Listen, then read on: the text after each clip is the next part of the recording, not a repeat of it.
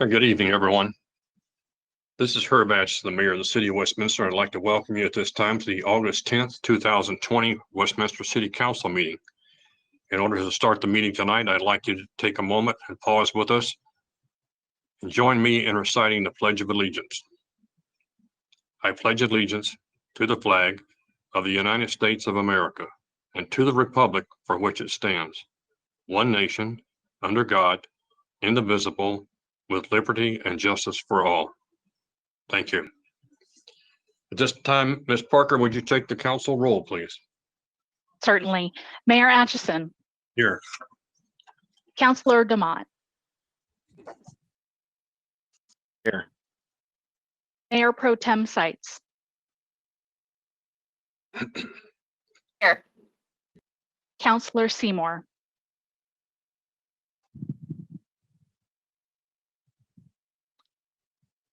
Councilor Seymour, I don't think we heard your audio. Could you try one more time? Here, thank you. Thank you. Councilor Scully.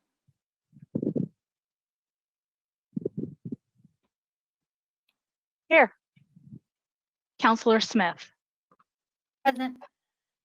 And Councilor Bowles. Here. Okay, thank you. Council, the first item on the agenda tonight is item number 3, the minutes of the July 27th meeting.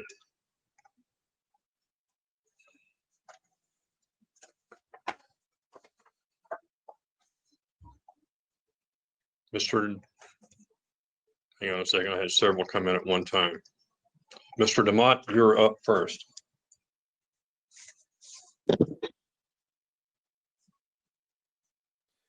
Thank you. I moved that the city council approve the minutes of the July 27th, 2020 meeting as presented. Ms. Scully, I second. I have a motion and a second. All those in favor, please signify by aye. Aye. Aye. Any opposed? Hearing none, the motion is carried. Next item on the agenda is presentations. We have none scheduled for this evening. I will move on to item 5. Ms. Parker, do you have anything for public comment? Thank you, Mr. Mayor. At this time, the only advanced public comment that we received, and in fact, the only request to share public comment was in your packet from Pat Bird, and that was a written comment that was submitted in advance. Okay, thank you very much. There being no other requests, we'll move on to the next item. The report of city officials. Mr. Tripp, the floor is yours. Mr. Mayor, thank you. I don't have anything to report tonight. Just to say we're glad to be here with all of you, and thank you for your time and efforts, Council. I appreciate that a lot. Mr. Mayor, apologies. We did receive a voicemail, and I apologize. We do have one other voicemail comment that Matt Williams is prepared to play at this time. Go ahead and play it, please. Yes, I am a resident and homeowner in the city of Westminster. I reside at 13240 Tejon Street. My first comment would be that I was wanting to take advantage of the $100 credit on xeriscaping and so forth. Had emails from Mr. Drinkwater, who basically told me, because I was doing it by myself, I wasn't eligible. To me, that's discrimination against me as a homeowner, and the fact that I am a senior citizen living on a fixed income. And secondly, an even bigger problem to me is Tejon Street is a through street from 136th to 132nd. Consequently, with construction going on, etc., a lot of people choose to use Tejon. We do not have a stop sign. We do not have patrolmen. We do not have anything to deter speeders. The speed limit posted at 25. Ha ha, what a damn joke. Consequently, and you may note that when school is back in session, the bus stop is right across the street from my house, and that bus driver loads and unloads 35 to 40 school-age children daily. Consequently, I think we need a little more action from the city and the police department. Thank you very much. Any questions? My name is Bruce Uchida, UCHIDA. I can be reached at 303-255-9236. Thank you. Okay, Ms. Parker, that's the only recording we have. Yes, sir. Confirmed. That is the only one. Thank you. Thank you very much. Mr. Tripp, you've indicated there are no reports for city officials. I'll move on to council comments. And if you would, please put in, because I had a number of people came at the same time. Ms. Scully, I'll start with you. Thank you, Mr. Mayor. I just wanted to thank our Westminster PD for they joined with the Community Reach Center to provide a mental health co-responder program to help citizens and families in Westminster who are struggling with mental or behavioral health crises. This is a grant-funded program, and it will employ 2 full-time licensed therapists who will work out of the PD and are available for immediate response alongside our officers to 911 calls and non-emergency calls. And I just wanted to congratulate our department and thank them for a great program, bringing a great program to our city. And then also I wanted to congratulate the class of 2020. Many ceremonies were held in the last couple of weeks, both in Adams and in Jeffco and in Westminster Public Schools. It was very interesting. My daughter was one of those graduates, and very interesting and just so therapeutic to be able to put closure to that school year in person. Many parents, I join many parents around Westminster who have gone through the school systems, K through 12th, and this was a hard time for all of us as we didn't really have any closure or any time to say goodbye to even our friends, but to our children's friends, and to help our children put closure to this time of their lives. So thank you to the school districts who were able to provide those ceremonies, and congratulations, class of 2020. Thank you, ma'am. Ms. Sykes?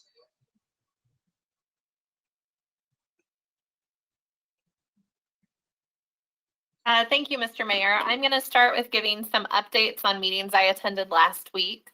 The first one I wanted to give a report on was on the US 36 MCC, Mayors and Commissioners meeting.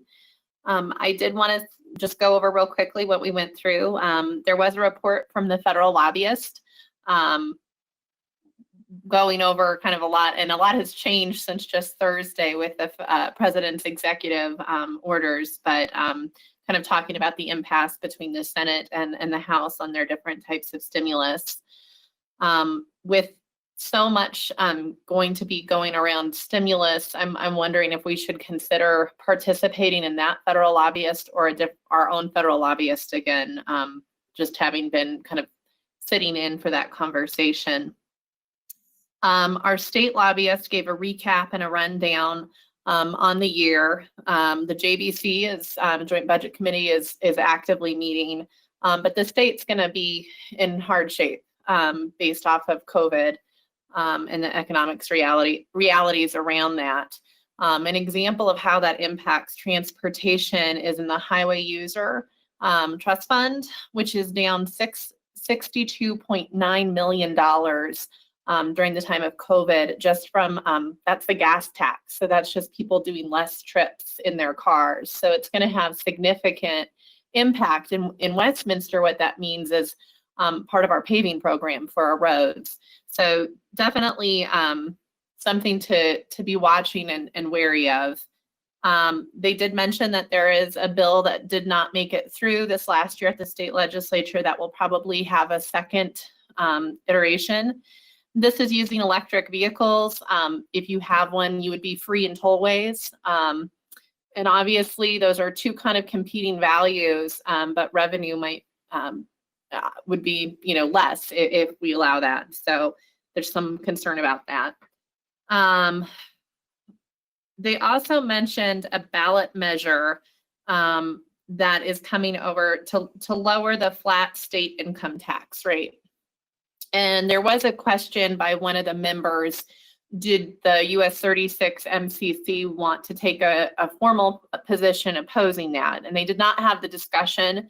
I think the idea was to allow everyone to go back to their councils and see if there was any appetite to formally agree to allow the US 36 MCC to oppose that because of the dire revenue situation the state is going to be in.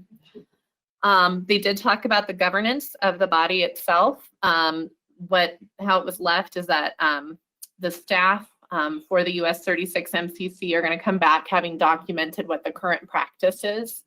And then kind of that will be the starting off point to make discussions on governance. And then let's see here. Finally, the Front Range Rail gave a presentation, and that appears to be cooking right along. There was even joking, although it wasn't very humorous, that there may be trains serviced from, Longmont to Denver and Fort Collins rather to Pueblo prior to there being RTD's fast tracks completion. So it does seem to be moving along. Then I had the CC4CA steering committee meeting. It was a great meeting. We have a new chair, Kristen Bertuglia from Vail. We had, again, another policy kind of recap on what's going on at the State House. I have forwarded an email on to you guys, I think about a week ago. There's a lot of rulemakings going on right now. There's an opportunity to sign on to a letter to the governor talking about those statewide emission goals. So if anyone wants to participate in that, I have forwarded that on to you so you could, work on an individual level. So those are my two meetings that I attended on behalf of the city. I wanted to take a moment to recognize our volunteers. Normally every year, the City of Westminster says thank you to the volunteers that really help us provide the services and the amenities that our community loves. And we are very fortunate to have a very strong volunteer base in this city. And simply, it saves us millions of dollars. I think it builds community affinity. When people give back, it makes us love the community even more. But due to COVID, we're not going to be able to have our traditional barbecue. Instead, there will be kind of a drive-through wave line.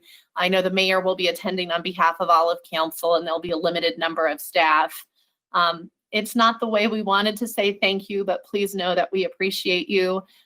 This community is wonderful because of our residents, and we are just so fortunate to have all of your efforts giving back. So thank you. And then similar to Councilor Scully, I do just want to really quickly talk about our schools. All three school districts at this point have talked about their plans for starting again. And whether your child's going into kindergarten or starting their senior year or anywhere in between, I'm sure it's not exactly what you hoped for.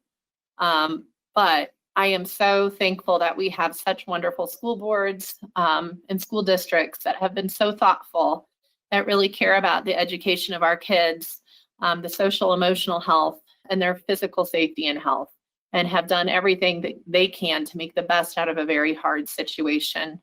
I'd ask everyone to give some patience and grace to try to make this a positive experience for our kids. And to lean on each other as neighbors for extra help.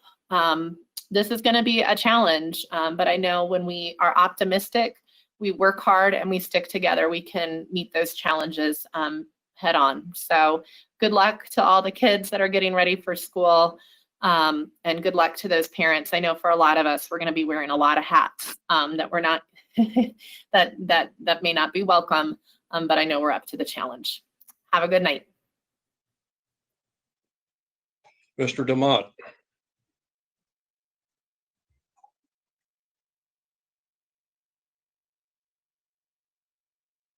Thank you. I just want to take a quick moment to give recognition to some folks in the community. if you're not familiar, the Westminster Police Department hosts a Citizen Academy twice a year. People who graduate from that program are able to join into an alumni association. This last week, some of our alumni members went out and did a support the police kind of flag waving off of Wadsworth. And I just want to take time to recognize those folks for recognizing our law enforcement. I think now more than ever, it's very important for us to recognize the people that go and do that very dangerous job and show them appreciation. In my mind, they're getting a lot of bad press that they don't deserve over a couple bad apples, and I think that's unfortunate. The other thing I want to mention is if you're listening to this meeting now, I would encourage you to listen to our post meeting. We're going to be, I had asked for not an executive session, but a study session item over Senate Bill 2217, which very drastically impacts the way that law enforcement is handled in the state of Colorado. And I think it's good for the citizens to understand how that bill impacts law enforcement and how they respond to your needs. So with that, I would encourage you to listen to that tonight. I would also encourage you to talk to people within law enforcement so you understand exactly what the legislator did to law enforcement this last year in the state of Colorado. Ms. Smith. Thank you. This past week, Councilor DeMott and I did virtual roll call meetings with our PD department to explain our appreciation. And furthermore, we are interested in getting back in person and to meet with our PD to find out more about how we could support them as a council. So looking forward to that. I'm also going to relinquish my time to a council comment by Pat Bird. We did receive it in our packets here, but I wanted to be a voice for those that like to write in to let us know about their thoughts. It's great that we have it in our packets, but I think that also it needs to be read into the record. So on behalf of Pat Bird, I will be reading her comments here. In a Westminster Window article a few weeks ago, Bill Christopher reported on a recent survey of residents of Westminster. It was interesting that the responses to the survey were that many people think there is too much density planned in Westminster. The Westminster City Council needs to pay attention to residents of Westminster. The proposed 2,350 units for the area bordering on Federal and between 84th and 88th will cause a lot more density and traffic congestion. I think that at least 2 employed people will be needed to purchase one of those units, so that could mean 4,700 cars. How can that area handle 4,700 more cars traveling on the streets? Where will those cars be parked? The units probably won't have 2-car garages. If the council thinks those people will use the light rail on Federal, they are dreaming. Maybe some will be able to depend on where their jobs are located, but most will probably be driving their car. And how much water will 4,700 people and their families use in a day besides the watering of lawns and supposed park areas? There are articles in the Denver Post stating that we are in a drought, and reports on TV news is that every part of Colorado is in some stage of drought. The supply of water is decreasing. It doesn't matter how much the council raises water rates. Money doesn't make water. How many paired homes are being built on 88th and Lowell? How many units are being proposed on the southwest corner of 104th and Sheridan? How many apartments, condos are at the old Westminster Mall? How many condos and townhomes are being built by the water towers at Federal and 96? Enough building, stop it. Pat Bird. I've relinquished the rest of my time to my fellow councilman. Thank you. Ms. Smith, could you indicate where she's from, please? Yes, sir. 10662 Brewer Drive, Northland 80234. Okay, thank you. Any other council members have any comments?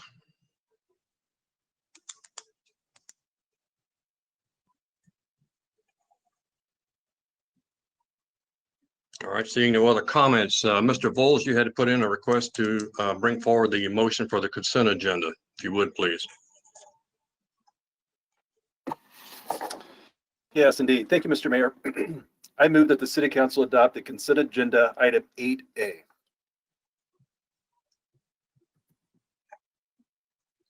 Okay, Ms. Scully,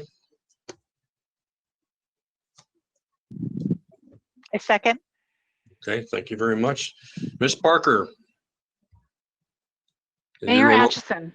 Yes, Atchison votes yes. Counselor Demott. Yes. Demott votes yes. Mayor Pro Tem Sights. Yes. Sights votes yes. Counselor Seymour. Yes. Seymour votes yes. Counselor Scully. Yes.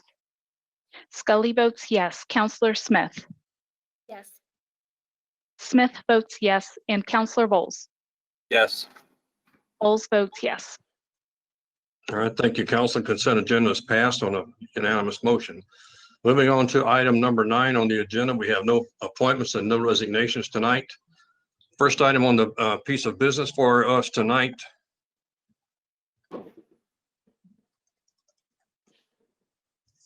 is item 10A. First one up I have is Ms. Sights.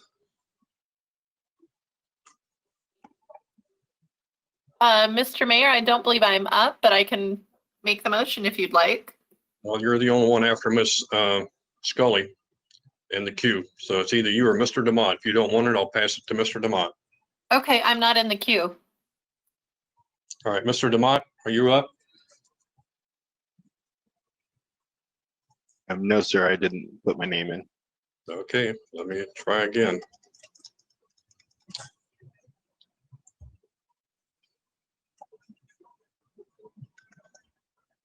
Mr. Seymour, would you care to make the second on item 10A?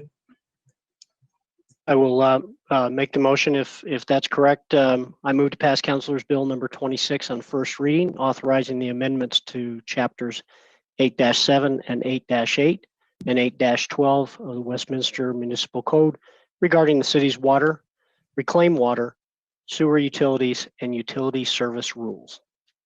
Ms. Scully. Second. Okay, I have a motion and a second. Mr. Bowles, you had submitted that you have a question on item 10A.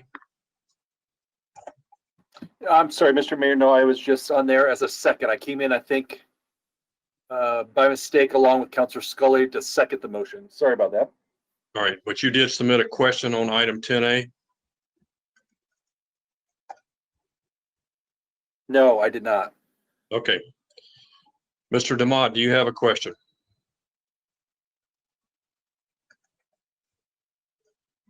Yes, sir, I have a couple. Okay, go ahead, please.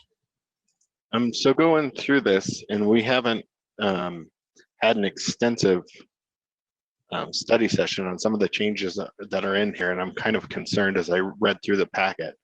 And so I have 2 questions specifically that I'm just curious that kind of lend to an overall curiosity I have about the substantial amount of red lines that are being proposed here.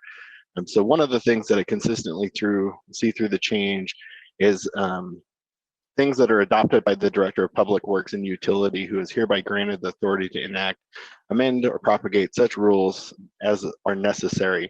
And I'm going to go ahead and hit the other topic that I'm concerned about so that when the appropriate person comes forward to answer the question, they can get both at once. One other area that I'm trying to understand is in the packet on page 7 of 13 in regards to this item, there's a line that says users shall mean the owner of property upon which non-potable or reclaimed water is to be utilized for landscape irrigation and struck out as fire protection, commercial and industrial use. So I'm just curious, one, about giving away the authority or defining it that way, and if it really is changing how things are done by defining that authority the way that I see throughout this document. And the other thing is why we are trying to be more narrow about what the uses of this reclaimed water is. Mr. Tripp? Thank you, Mayor. Thank you, Councilor Demott, for your question.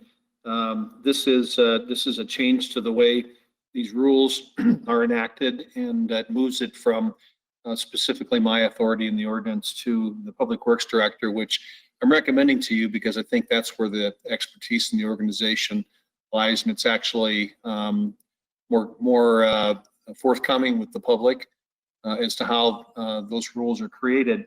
And you also asked a very specific question, but maybe to go over a bit more of why Public Works and maybe even the Attorney's Office, if they want to weigh in on this, have recommended to me that we make this change. I'll call on Stephen Gay, who's acting Public Works Utilities Director this week, while Mr. Kirschbaum is out.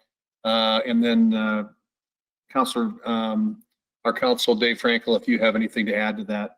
And Stephen, when you come in, you might get to that very specific question that Councilmember DeMott had. Again, thank you for the question. Go ahead, Steve. Thank you, Don, and thank you, Councilor DeMott.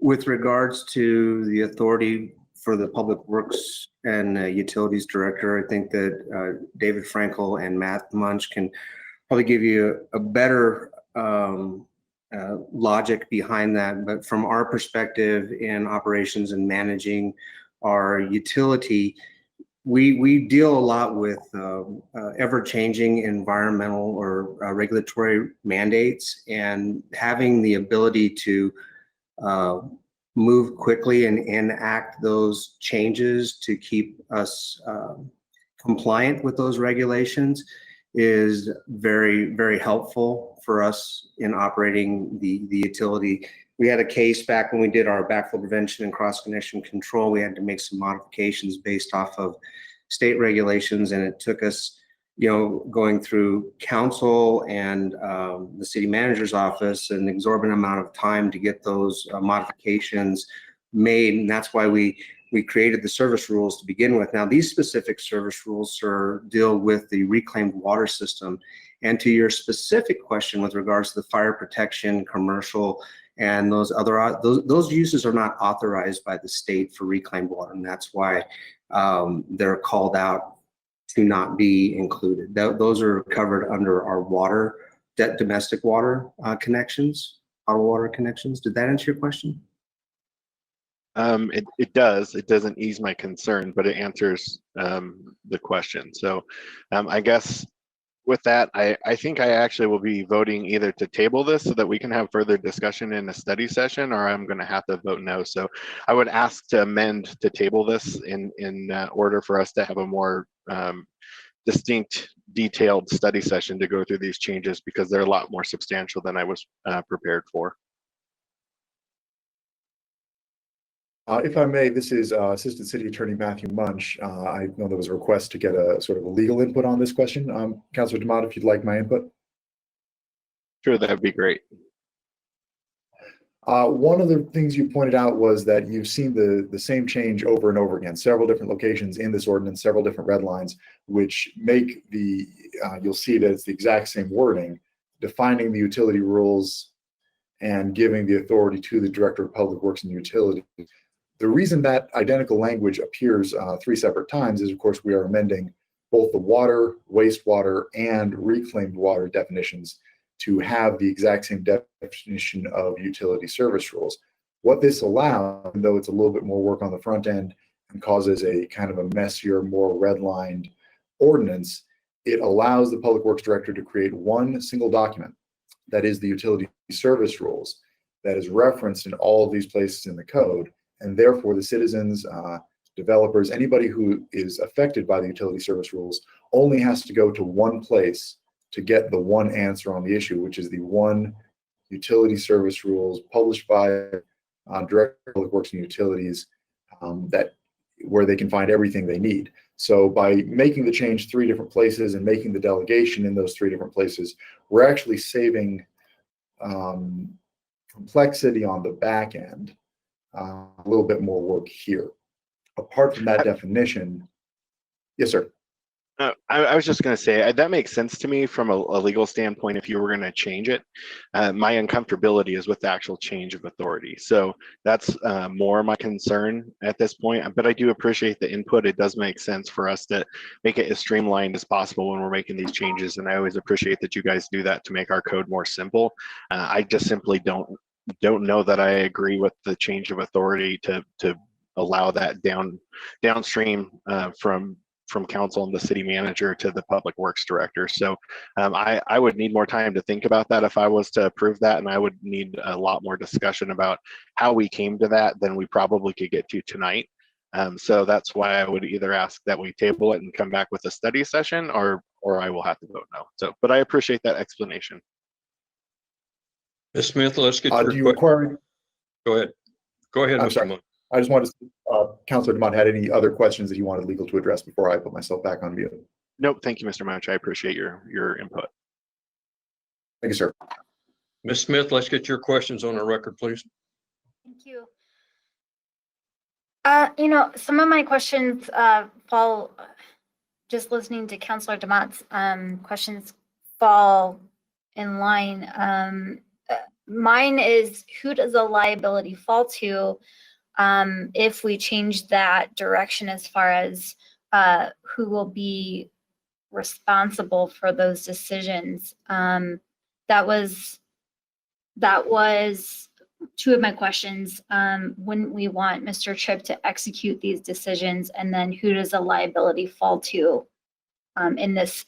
Would it be City of Westminster, or would it be CMO or the city manager? Mr. Tripp? Well, I'm gonna defer that one to, that's a interpretation of maybe something that could be litigated here. I'll ask Dave to sign on, but while I'm up, Councilor Smith, thanks for the question, and back to Councilor Demott's question. Councilor Demott suggested a study session to talk further about that.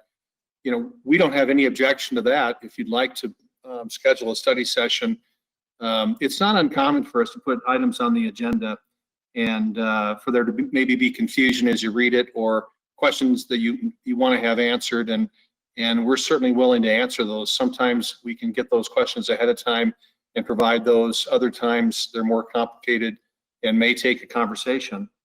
We try to leave enough time in the schedule to do that. I've checked with Deputy Andrews and Dave Frankel. I don't think there's any reason why we couldn't schedule a study session. So I'm not suggesting that right now. That's up to council. But if you'd like us to do that, I just don't. As a staff, we don't want to be in the way of that. Dave Frankel, would you address Councilor Smith's question, please?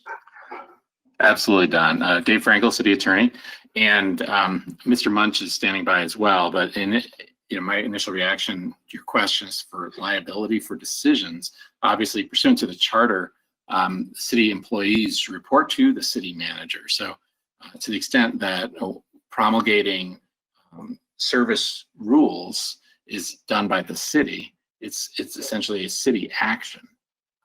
I don't honestly foresee liability by the Public Works Director promulgating service rules, but any such rules would certainly be actions of the city and done pursuant to the municipal code.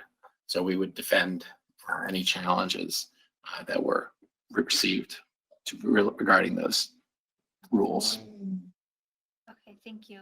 I guess one of my biggest hangups here is that within the last few months, we've seen that public health officials are creating orders and making decisions. And so it was mentioned that CDPHE was mentioned in part of the red line documents, and part of my hesitation is having someone make decisions that isn't appointed by council.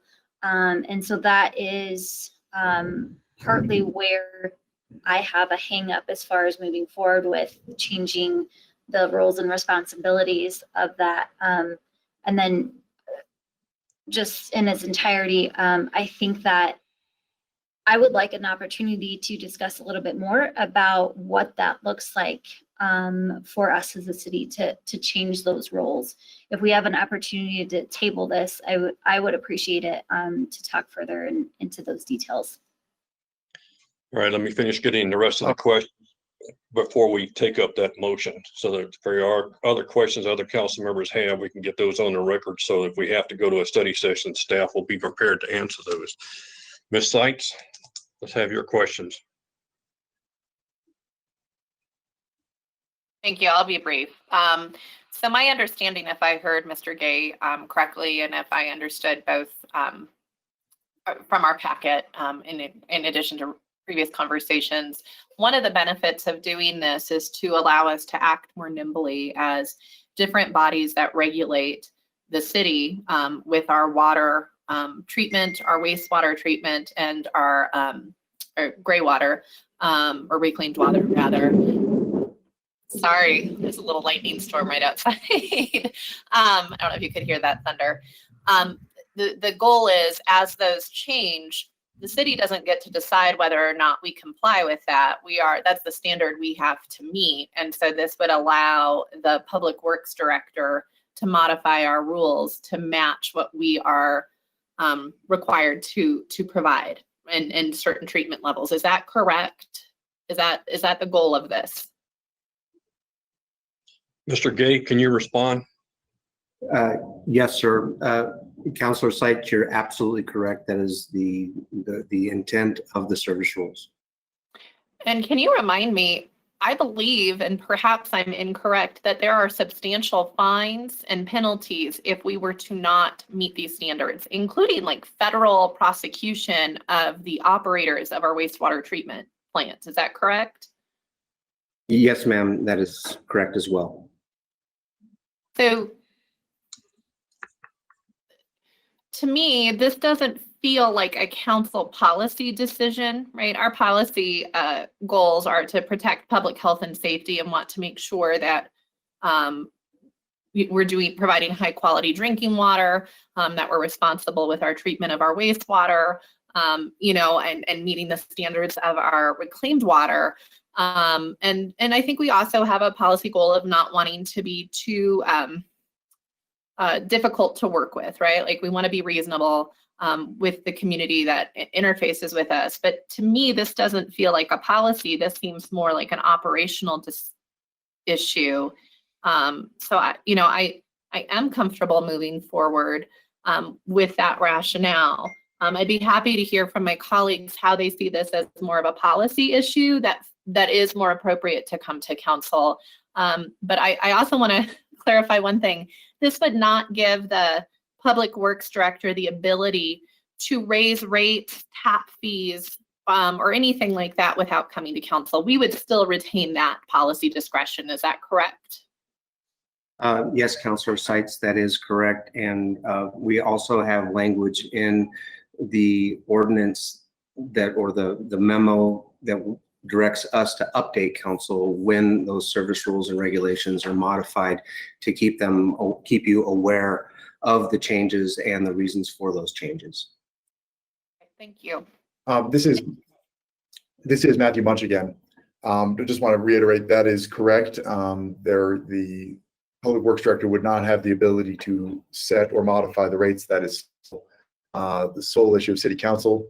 Certainly we understand everybody's concerns about that. With regards to a study session, as Mr. Tripp said, that's certainly a possibility. We did address some of the issues around the timing of this in last week's executive session. And if there's more information requested about that, we can go into executive session again tonight to address those timing issues if council wish to. Thank you. Are there other council members who want to put questions on the table before I start a second round?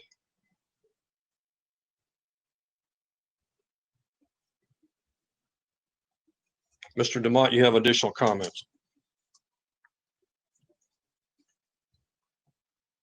Yeah, I just want to reiterate, I think really Councilor Seitz hits the nail on the head with my concern. When you talk about something that is so important that there are federal ramifications, there are serious ramifications for this going wrong, is why I think that I would prefer that be funneled to the city manager and to the council. That is such an important thing, to have the safety of our water for our residents, that they have entrusted us to run their city and make sure that the city manager is operating a good run organization. That's absolutely my concern. So, the reiteration of what we already know is always welcome. However, it just solidifies my concern with this and why I can't support it. But I was willing to do a study session so that we could talk through it a little bit better and try to understand operationally how this works. I mean, I understand in practice of what you're saying. I just am uncomfortable with delegating that authority downstream. Other comments from council? Before we check to see if there is a desire by a majority of council to table this. One of the things I would ask you to think about is we give this authority to the city manager, and he in turn delegates to those who have the expertise as he's indicated. I don't believe that there's anything that's proposed in this event for tonight that justifies another session on this. We've had one piece about why we're doing some of this recently as of last Monday night. We are relying on people who have the expertise of knowing when and where to do this. And I think that's what the city manager is saying that he's proposing, along with the city attorney's office, is to get this in the hands of those who are most expertise. None of us on council have the expertise in the water area that they do. And in a timely manner, sometimes they're going to have to react to things that happen in the system without waiting on coming back to city council, somewhat as Ms. Seiss was pointing out. So I'm not sure why this is such an issue tonight, but in either case, we've had two requests to consider tabling this motion and coming back to a study session. So first of all, I will ask the city clerk to take a roll call on a proposal to take this to a future study session, but by first would be to table this motion or this action for tonight to bring back to a study session. So Ms. Parker, my question is, should this item be tabled? And if a majority of the council says we'll table it, then we'll set up a study session night for a later night. Mr. Mayor, quick point of order. There Yep. was a request to amend the original motion. The only way we can move forward with a second vote is if the maker and the second maker of the original motion both accept the amendment to table. Okay, And I have that as Councilor Seymour was the maker of the motion and Councilor Scully seconded the motion. that's what I have also. So Mr. Seymour, would you accept an amendment to your motion? Thank you, Mr. Mayor. If I amend that motion, would that then automatically take it to study session? Or if we withdraw the motion, then we could have the separate vote on tabling? The only thing that you would be accepting, Mr. Seymour, was the request to amend to have this tabled for tonight. I would accept that request then. All right, Ms. Scully. I do not. Therefore, Right, the motion dies, Mr. Mayor. Okay, so we do not have a motion at this time to table this. And the motion that is before us is to approve item 10A. And that requires a roll call vote. Ms. Parker?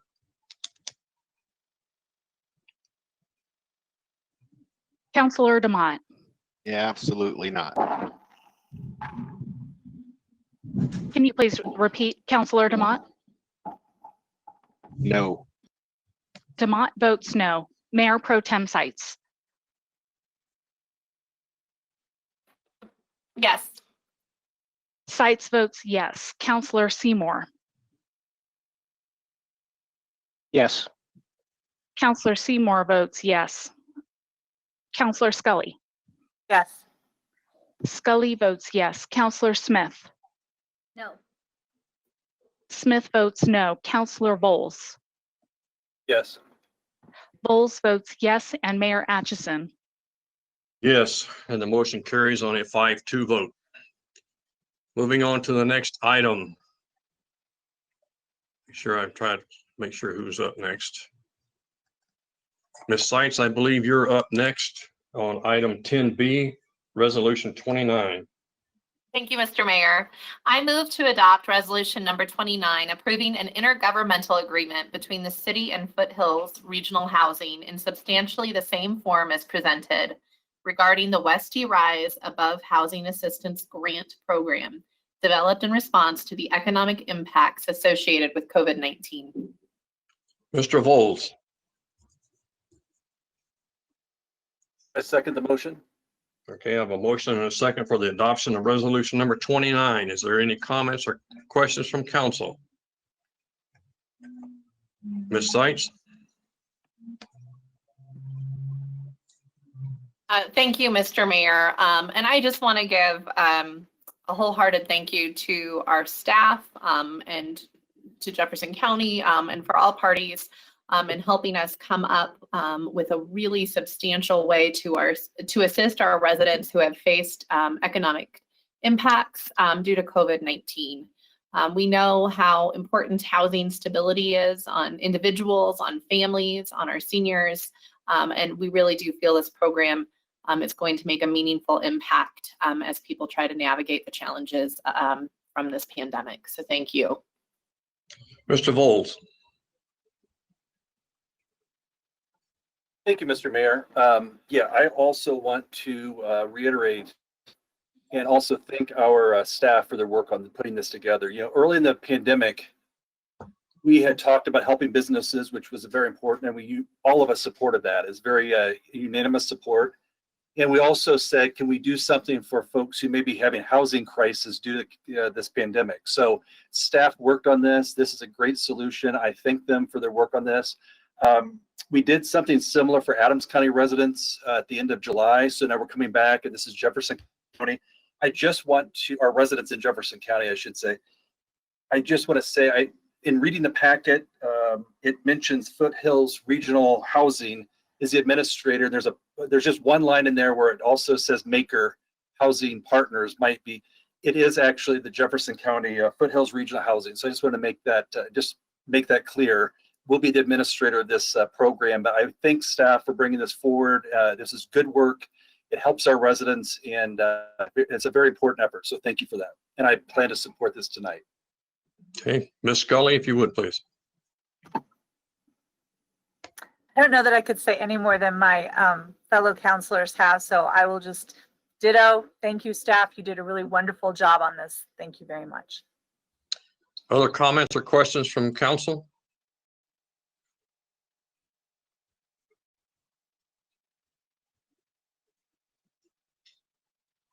All right, seeing none, Ms. Parker, this is item 10B, resolution number 29 for a roll call vote, please.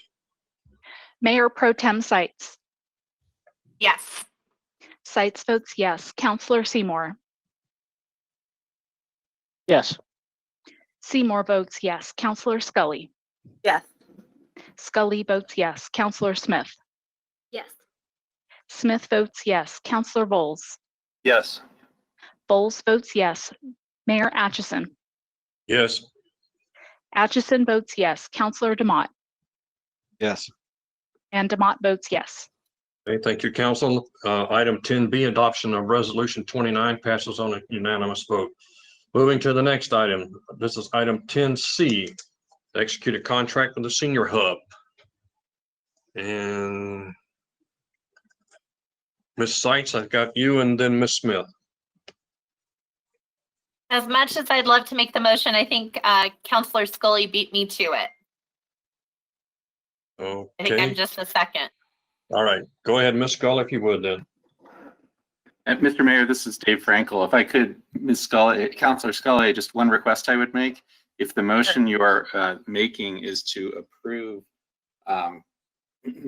excuse me, 10C, there is one typographical error that's come to my attention that I would ask if you could incorporate that into your motion, just to correct that one typographical error.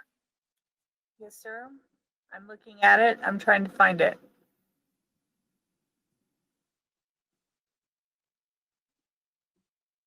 Mr. Frankel, you know where the typographical error is that she can point to?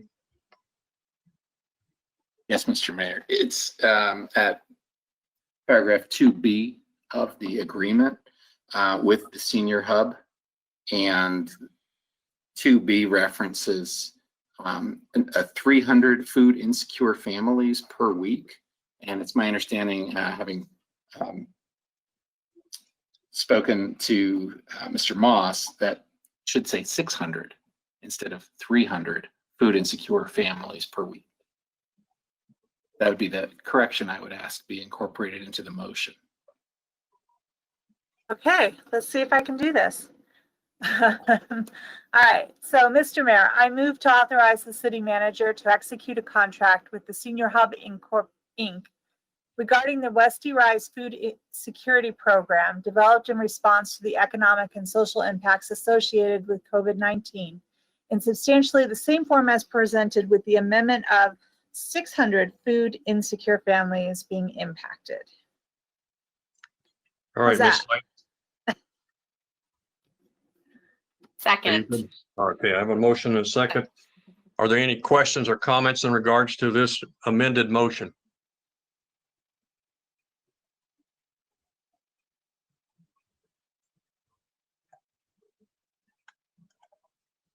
Okay, seeing no comments.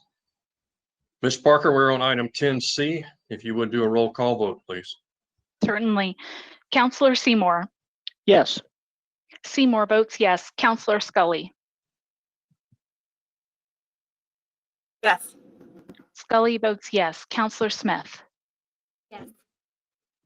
Smith votes yes. Counselor Bowles. Yes. Bowles votes yes. Mayor Atchison. Yes. Atchison votes yes. Counselor DeMott. Yes. DeMott votes yes. Mayor Pro Tem Sites. Yes. And Sites votes yes. The motion for item 10C carries on a unanimous vote. Next item up is item 10D. Is a library materials purchase. Ms. Smith, would you like to do that one? Yes, sir.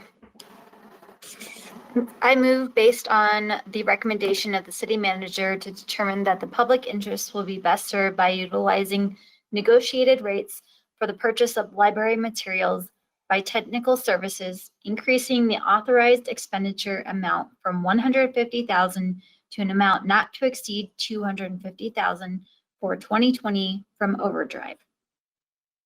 Mr. Vols?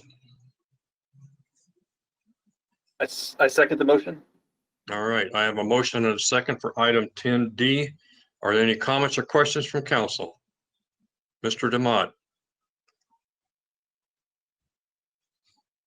Just curious if we could have somebody from Parks, Rec, and Library explain a little bit more about what this increase is, because that's a substantial amount of money, and I'm trying to understand why this needs to happen right now in the economic state that we're in. Mr. Tripp? Yes, Councilor Dumont, thank you. I'll ask Jason Gink to address that. He's the Director of Parks, Recreation, and Libraries.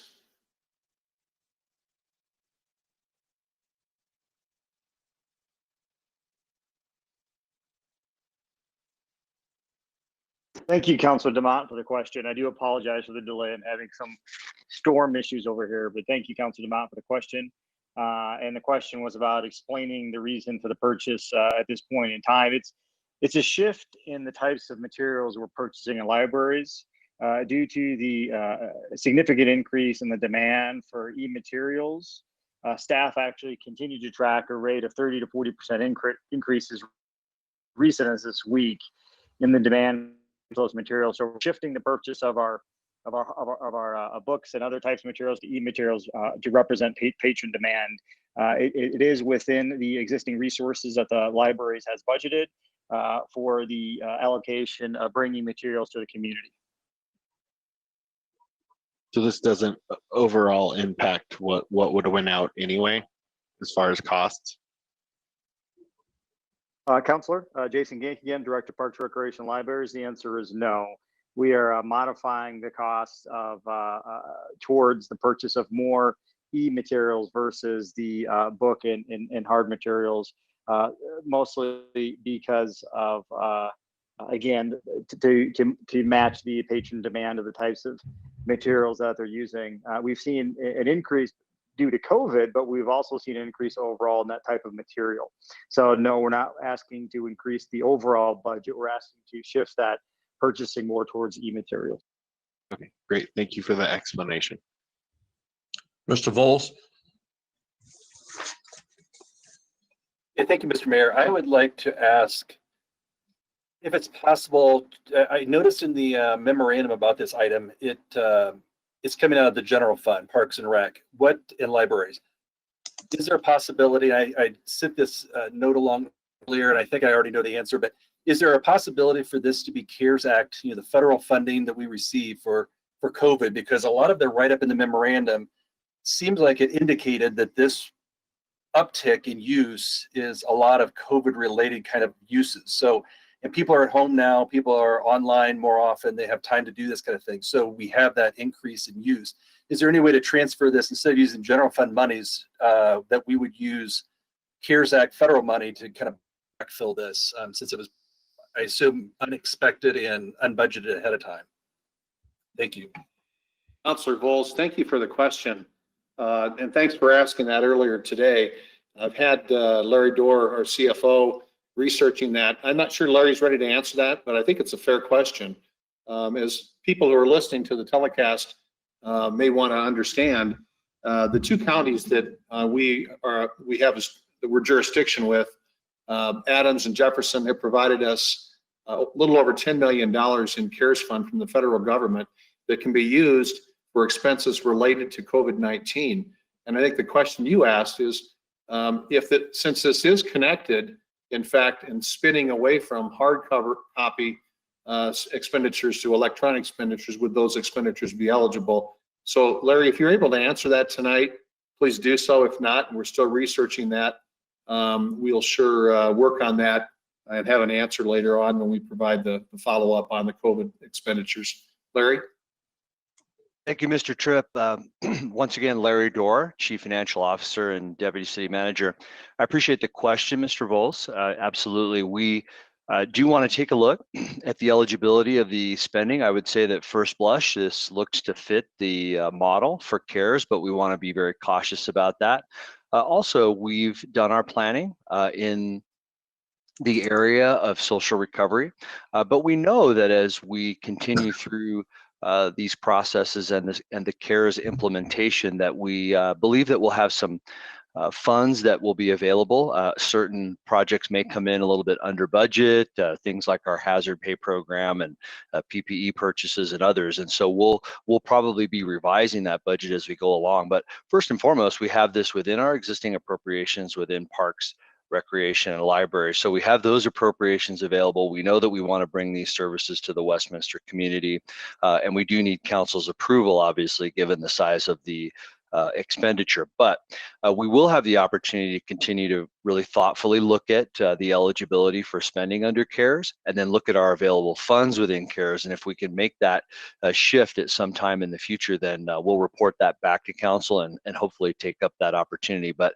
I couldn't give you a definite answer tonight, but we'll continue to have that in our to-dos and evaluation as we go forward under CARES. So again, thank you for the question, and we will continue to analyze that and report back. All right, very good. Well, thank you everyone for those answers. And I think whenever we can, we're going to have a really financial world of hurt coming up. I believe our budget's going to be very tight. And whenever we can transfer those monies, I think we need to do it. And I'm sure and absolutely certain you're doing that and you're on top of that. So thank you for those answers. I appreciate that. Ms. Scully, you had a comment. I actually have a follow-up to Councilor Bowles' question.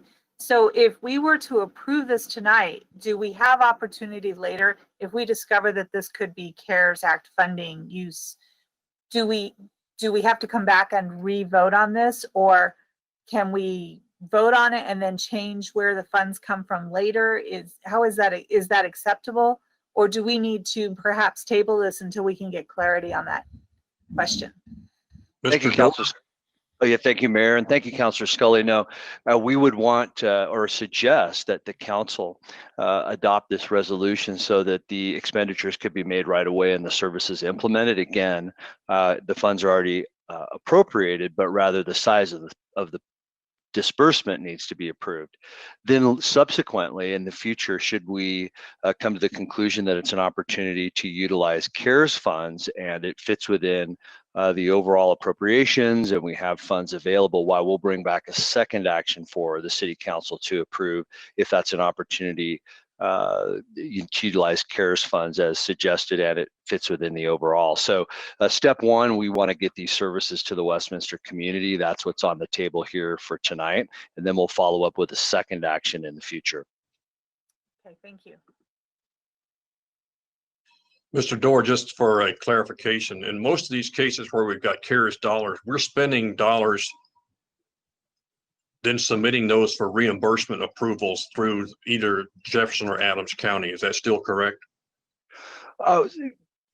Well, we're receiving the funds in advance, Mayor, and we've received our 2 chunks of funding from the 2 different counties, and then we submit a report setting forth how those funds were spent, and then we can receive subsequent advances of funds in the future. So generally speaking, yes, we do need to report what's being spent, but we're being funded in advance. There's reporting within our intergovernmental agreements. So at the end of the day, we need to report all of our spending, and as we are doing. And of course, when we set forth certain projects and initiatives, as the city has done, sometimes those projects are coming in on budget or a little bit below budget. Some of them, one we have here tonight for your approval, that just went before you, and so we'll continue to modify and adjust those as we go along. And should we have available funding and fits within the criteria, both the federal and council's guiding principles, we'll bring those back and perhaps backfill this general fund spending that's already occurred. But in any event, this is within existing appropriations and just needs a spending limit authorization. Okay. Any other comments or questions from council on item 10D?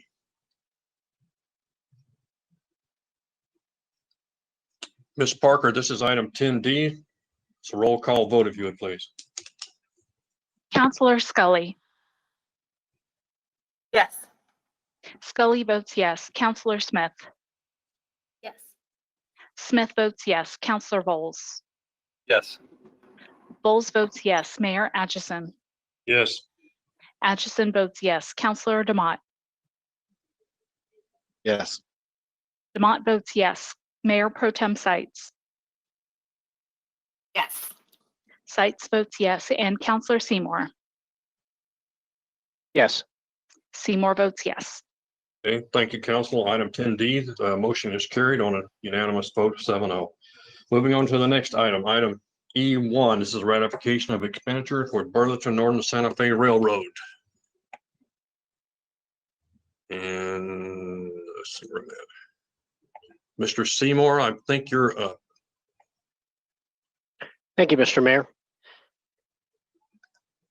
I move to ratify expenditures with Burlington Northern Santa Fe Railroad Company for the replacement of existing crossing surfaces at Wadsworth Boulevard in the amount of $68,872, and for the replacement of the 80th Avenue crossing in the amount of $56,866, for a total ratification amount of $125,738.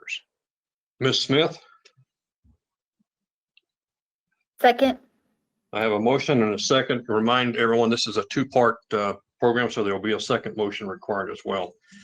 Any questions or comments on this one? And see if I can get back here. Ms. Scully, it looks like you may have had a question, and then Mr. Seymour. No, sir, I'm good for the evening. Thank you. All right, Mr. Seymour, did you have a question? No, I'm fine, Mr. Mayor. Thank you. All right, going down the list, Mr. Voles. Comment or question? Maybe both. I have a question. It looks to me like we have a proposal here. We're being asked to approve money where the estimate and what we actually are being invoiced by the railroad company here, Burlington Northern Santa Fe Railway Company, is 60% increase over what their initial estimate was just over 2 years ago.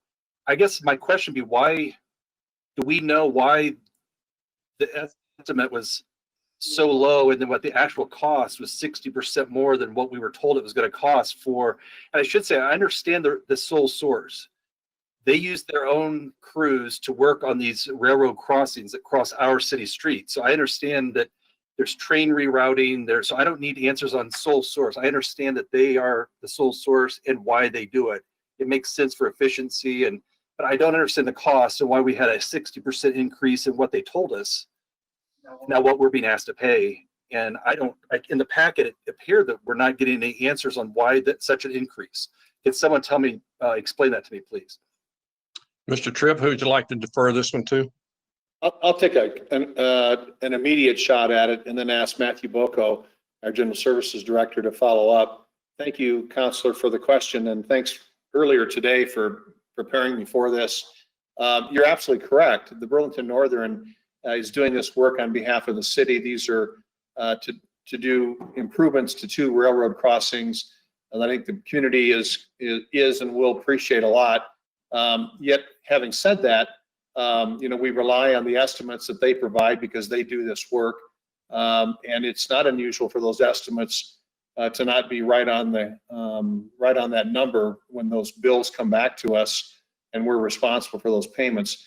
I can say with certainty that we do look at the costs, and we look at and ask them why these costs went up. But I will tell you that the costs are, maybe a way to put it is, the costs are what they are based on their contracts. I think these are probably difficult things to estimate depending upon when the construction is and what they get into when they actually do the construction. So that's why we brought it forward to you as a recommendation. But I don't think we're going to have a great answer as to exactly why, and probably not be able to promise that this will never happen again. But I do think that these are worthwhile projects, and so we recommended approval of it. We have a very good relationship with Burlington Northern Railroad, and we appreciate the work they do on behalf of our city. Mr. Bocco, do you want to add anything to that? Thank you, Don. I have a lot to add myself, but Kurt Muhlemeyer, the street operations manager, is very familiar with this project, and Kurt has a few thoughts on why some of those increases did occur, and I will ask Kurt to provide that information to Mr. Councilor Voles. Kurt? Thank you, Matthew, and thank you, Councilor Voles, for the question. Yes, just to reiterate what Mr. Tripp said, it's very hard to get answers from Burlington Northern as far as why these costs were in such excess of their estimate. I can only speculate at this point as far as the timing. The estimates were prepared almost 20 months before the work was completed. And these contracts contain subcontracted work as well. And I don't believe the railroad has control over the subcontracted costs. And when I say subcontracted, I mean traffic control and asphalt restoration. And looking at their invoices, that's where the overrun has occurred, in the subcontracted costs and a little bit in the labor. Did that answer your question, Councilor Voles? Yeah. I guess my concern is, I really do believe one of the roles of a council member is to kind of watch the bottom line, and this really concerns me. I have to admit, I'm not really inclined to vote for this. I don't understand why we don't have any explanation at all. I mean, that's quite an increase from what we're kind of anticipating. And then if we had answers, I had a paragraph or bullet points in our memorandum that outlined why such an increase, what happened. Maybe there's something they uncovered while they're apparently not responding to our requests to explain why it costs so much. And that's hard for me to support. I don't know. I understand where you're coming from, and I heard City Manager Tripp. I understand that. I just don't know that I'm in a position to support this the way this is moving forward without having some kind of a reason why we've got such an increase in the price of what we're being asked to pay.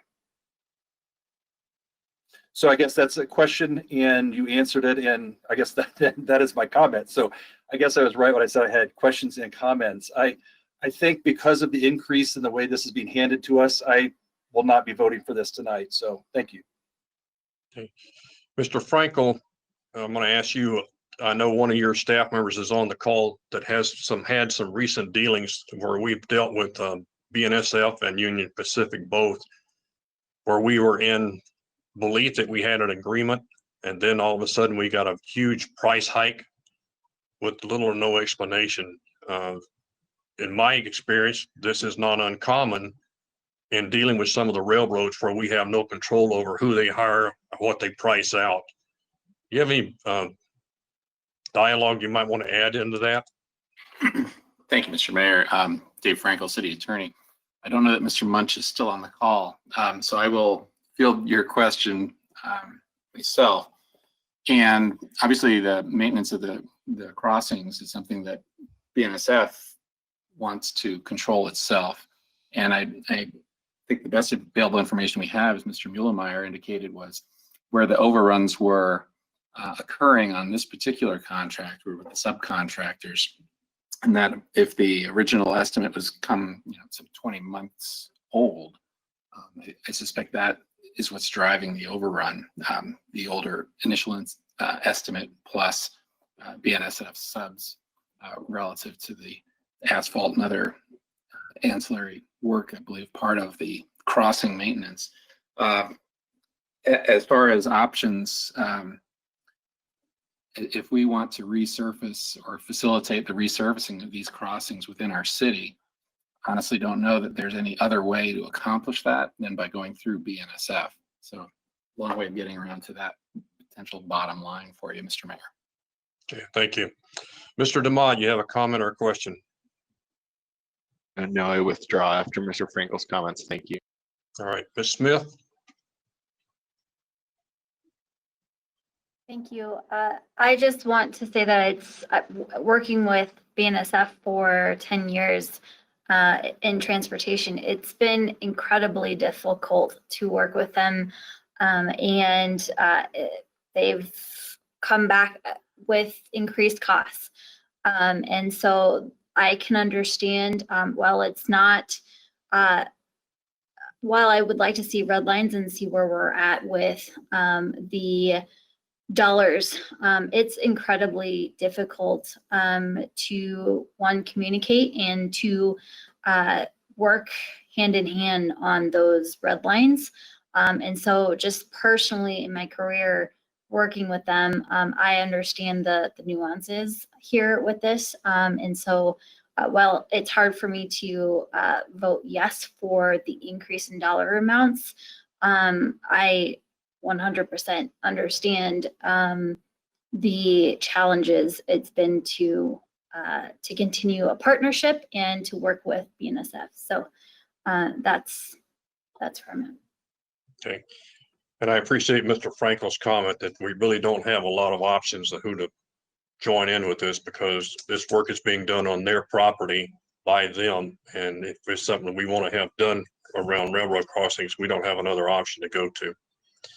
Any other comments or questions from council on item E1?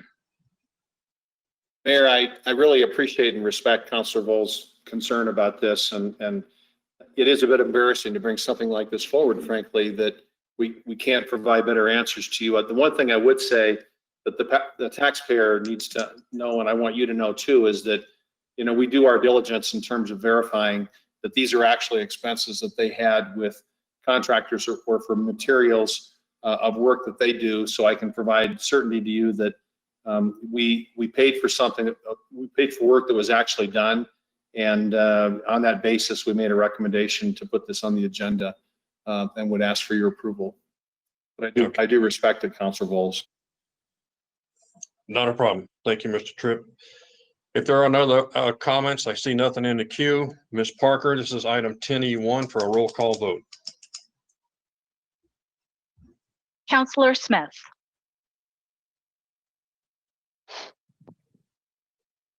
Yes. Smith votes yes. I believe that was a yes, Counselor Smith? Yes, ma'am. Thank you. Smith votes yes. Counselor Bowles. No. Bowles votes no. Mayor Atchison. Yes. Atchison votes yes. Counselor DeMott. No. DeMott votes no. Mayor Pro Tem Sites.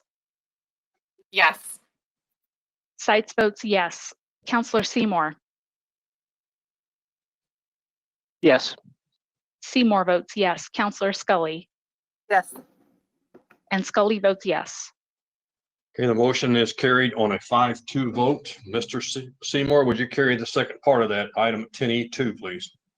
Thank you, Mr. Mayor. I move to authorize the additional amount of $53,134 above the projected cost estimate provided by Burlington Northern Santa Fe Railroad Company for work at the 80th Avenue site for a total anticipated project cost of $110,000. Ms. Smith? Second. Okay, I have a motion and a second. Is there any comments or questions?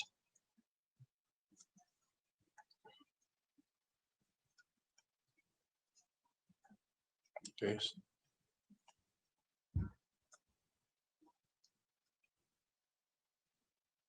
And seeing no comments or questions, Ms. Parker, we're on 10E2, please. Roll call. Counselor Bowles. No. Bowles votes no. Mayor Atchison. Yes. Atchison votes yes. Counselor Demott. No. Demott votes no. Mayor Pro Tem Sites. Yes. Sites votes yes. Counselor Seymour. Yes. Seymour votes yes. Counselor Scully. Yes. Scully votes yes. And Counselor Smith. Yes. Smith votes yes. Motion carries on a 5-2 vote. Moving on to the next item on the agenda is item 10F. This is a contract, contract with Kennedy Jinks Consultants. And Mr. Seymour, looks like you're up in the queue. Thank you, Mr. Mayor. I move based on the recommendation of the city manager to determine that the public interest will be best served by utilizing negotiated contract with Kennedy Jinks Consultants, Inc. to provide final design and construction engineering services for the Mead Circle Sanitary Sewer Improvements Project in the amount of $137,179 and authorize a contingency of $13,718 for a total of $150,897. The amendment increases the total authorized expenditures with this consultant from the previously approved amount of $20,926 to $171,823, including contingency. Ms. Sites? Second. I have a motion and a second for item 10F. Are there comments or questions?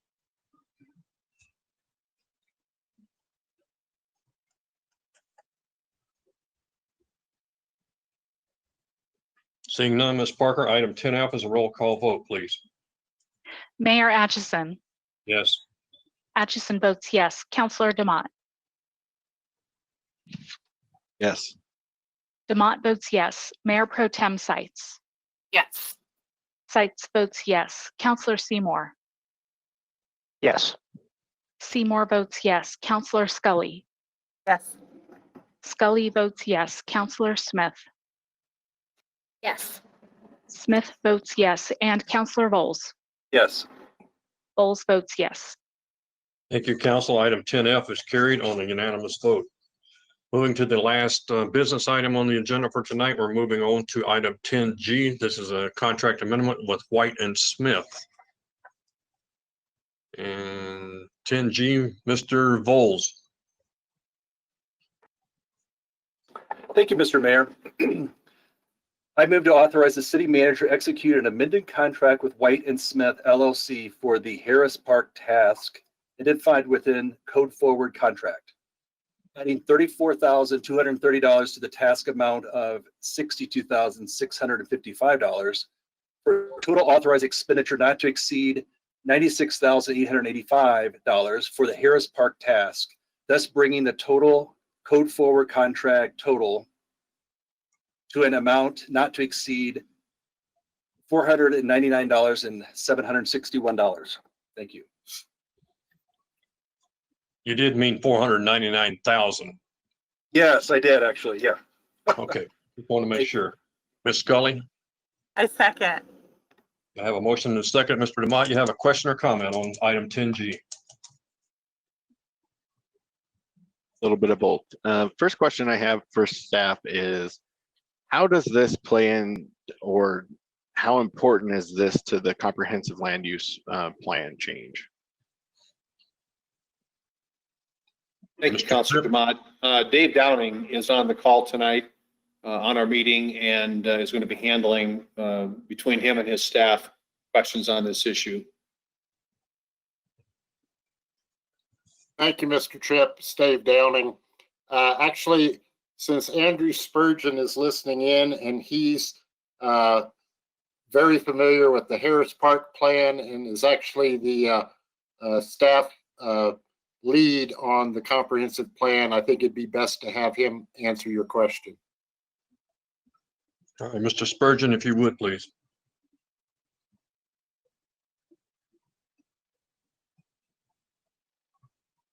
This is Andrew. Can you hear me? Yes, go ahead. All right. Thank you, Mayor. This is Andrew Spurgeon, Principal Planner, Community Development. I appreciate the question. The comprehensive plan is a citywide document focusing on land use as well as housing, health, community health, our neighborhoods, and our utilities and resources. This Harris Park plan is very specific to that smaller area. And in fact, it's probably more closely tied to the work we're doing with Code Forward and the development code, where we're updating our standards for development citywide. This area is unique and it has straight zoning as opposed to the PUD development. And it's been expressed to staff that the current mix of zoning types and the lack of a vision for the area is an impediment to development or investment in that area. So this really builds on the Code Forward work to help articulate a more specific vision for this area. So it's a companion to the comprehensive plan, but it doesn't substitute for that work. Great, thank you. Couple comments, and I've done a considerable amount of reaching out to the community in the historic part of the city, as well as I've had a considerable amount of citizens who've reached out to me on this item. I had shared when we went through the study session, I was not supportive of us adding additional money into this, as what I see as a potential another plan with no real ability or teeth to make sure it happens. But I want to share some of the feedback that I've got from some of the constituents in the historic part of the city. From what I talked to some of the different folks in the historic part of Westminster, was they didn't feel that this plan really reflected what the people wanted, nor did, a lot of them in a lot of cases didn't feel like they needed change that was driven by the city hall. There was a feeling that this was just another edict from City Hall on what planners and city management wanted to someday see in the historic part of town. And I think that those feelings are important to take into consideration when we do something like this. So I just can't support this, knowing that a lot of the folks that I talk to that I know are community leaders in the historic part of town just are very concerned about this and don't seem to be on board with it. The other thing that, I've been in a lot of these meetings, and I would say some of the most well attended meetings in the beginning of this, when we had a little bit different makeup on council, I saw a lot of people who weren't from that part of town. And that was another thing that I heard from some of the residents down there when we were doing an exercise and looking at the different parts of town and saying, cut and pasting different things and what we'd like to see in different places. Those were people's properties that we were assigning what things we would like to see down there. And so I really don't think that this matches up with the will of the people in the historic part of town. So therefore, I don't think this expenditure is what we should be spending money on right now, and I will be voting no. Mr. Voles?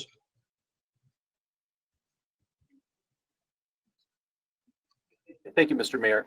I just want to ask maybe Mr. Spurgeon this task that we're adding, so we're amending this contract by about $34,000, but it is my understanding and everything I've read, and I think in the details you provided previously, that this task is being requested by a number of people that were either on the focus group or have been involved in these meetings throughout. Is that true? And what I mean by that, not coming from directly from city staff, not coming from the consultant in any way. It's basically folks that are involved in the process want to see this task added to make it a better plan. Is that true? This is Andrew. The reason the costs have increased is because of requests from the community, as you suggest, relative to both a geographic expansion and a desire for different types of graphics that are outside of the capability of staff and additional meetings. And we did feel the need to be responsive to that and continue with this process. So that is why there is additional money requested to be added to this contract. Yeah. Okay, that's a good answer. Thank you for that. And like Councilor DeMott, I've heard those same concerns from people, so I respect that, and I think he raises really good points. I've heard that, but I've also received comments from several people from that area of our city who think it's a good investment. So I've kind of heard both sides of it, and I probably lean more now towards it's a good investment. I've heard from several people that said, well, the city is investing in the new downtown and other areas. What about Harris Park? You know, we need we deserve and we need some investment there as well. I think this is a step in that direction. So tonight I'm going to be supporting this. I was originally, like Councilor DeMott and others on council, I voted to kind of table it. Let's take a look. I think in that last meeting, Mr. Downey and Mr. Spurgeon and others, I think there was a whole group, a whole team, came through with quite a number of details that I think convinced me that it was a good investment. This is a time where we need to look at every dollar, every penny spent by the city. And I'm going to support this tonight because I think there was a really strong case that this came from residents in that community and that they wanted this task added and additional meetings were added. And through all of that, I think this is a really good chance for us to invest in our historic South Side, our Harris Park community. And I look forward to voting yes on this. Thank you. Ms. Smith? Thank you. I'm grateful that we were able to have the opportunity to table it as I was able to participate as a resident and someone who was running for council as a candidate. But I think being on council now and hearing the in-depth parts of this and understanding the ins and outs has really honed in on the decision tonight. My decision remains as a no. In our study session, having a great presentation with lots of information, I still can't get there for the extra cost of it. I really believe that we can do a lot with what we have already accomplished with this contract. I'd like us to see what we can, how far we can go with its current state. But even reading further into this this past week, I can't vote yes on it. I have also heard a few people from Historic Westminster and their concerns on it. Overall, again, what Councilor Bowles said, it's a comment of investing more and taking a deeper dive into that. I think we have a lot of projects that we could be working on in that area, and this doesn't seem to be throwing more money at it. I can't do it, so my vote is going to be a no, continued no tonight. Mr. Seymour?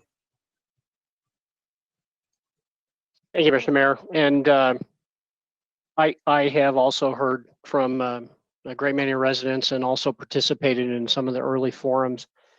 And I in the initial vote was leaning as a no, but I believe it was Mayor Pro Tem Seitz that said something that was relevant as far as bringing the plan to fruition, finishing the plan, and at that point, then we can evaluate have the residents of Harris Park evaluate the plan and the availability to make changes for the positive for the entire neighborhood. The neighborhood has had many plans thrust upon them. I believe there's been a substantial amount of outreach in this case, but I made that decision on our first vote to vote in favor, and I am again going to vote in favor of this tonight so that we can complete this plan and deliver it to the residents so that they can see where it stands from here. Thank you. Ms. Scully. Thank you, Mr. Mayor. Mr. Spurgeons or Mr. Downing, it is my understanding that if we don't vote for this increase tonight, the project will go away and we'll basically be back at ground zero trying to redo this after COVID. Is that correct? This Dave Downing. If the additional payment for the consultant fails tonight, we'll probably have to put the plan on hold for a while. I am uncertain. In fact, I'm doubtful that we have the staff resources to do it justice. What we have heard from the residents is a certain quality and type of graphic, and I'm dubious that we can do that ourselves. So I think my recommendation would be to put the plan on hold if we cannot continue with the consultant at this time. So I too have been a part of the forums and have spoken to many people in our historic Westminster area. My understanding is that we are expanding the area that we are planning to include in some of the revitalization, and I think that makes a lot of sense. I think we've had so many plans and we have just not followed through, or we've done just this, where we've gotten right up to the finish line and then we have said no, not yet.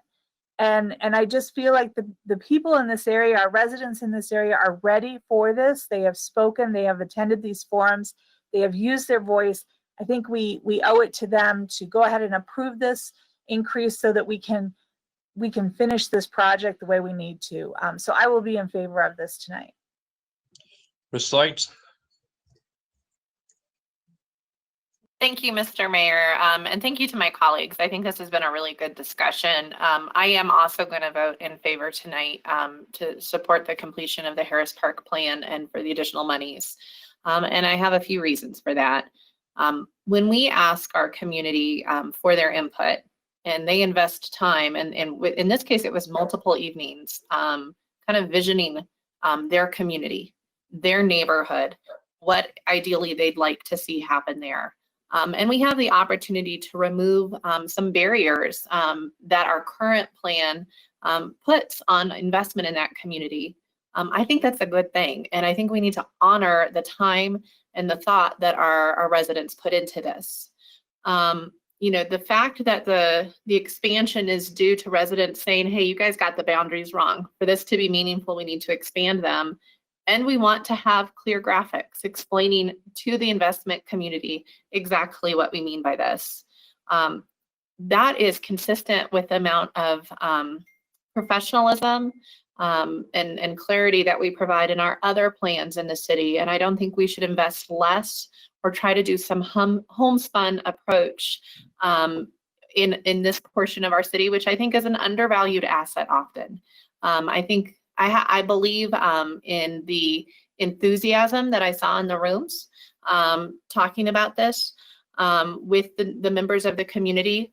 I think that there is some reluctance and some reticence that is maybe from this visioning fatigue, having gone through exercises where, it's fits and starts and the goal pitters out. And I don't want to be part of that legacy. I want to finish what we started and finish our commitment. We put in, it was important to former Mayor Pro Tem Alberto Garcia, myself, former members of council, to show that this portion of our town is important and that we wanted to invest in it. And this plan was an extension of that communication. And so I'm excited to see it to fruition. I thank my colleagues who are joining me in favor of this tonight. And I thank the neighbors for spending the time, their time, to believe in community and to work for something good.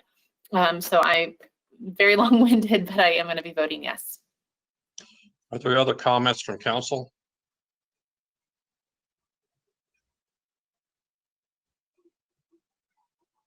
Seeing no other comments, Ms. Parker, this is item 10G for a roll call vote, please. Councillor Demott. No. Mayor Pro Tem Sites. Yes. Councillor Seymour. Yes. Councillor Scully. Yes. Councillor Smith. No. Councillor Voles. Yes. And Mayor Atchison. Yes. Item 10G carries on a vote of 5-2. At this point, ladies and gentlemen, that concludes the business portion of the event for tonight. The next item up is going to be for a citywide update on the COVID-19. At this time, I'm going to call a short recess, give everybody a chance to take a short bio break. By my clock here on the computer, it's 8:36. I'd ask you to be back, if you can, no later than 8:40, and we will reconvene at that time.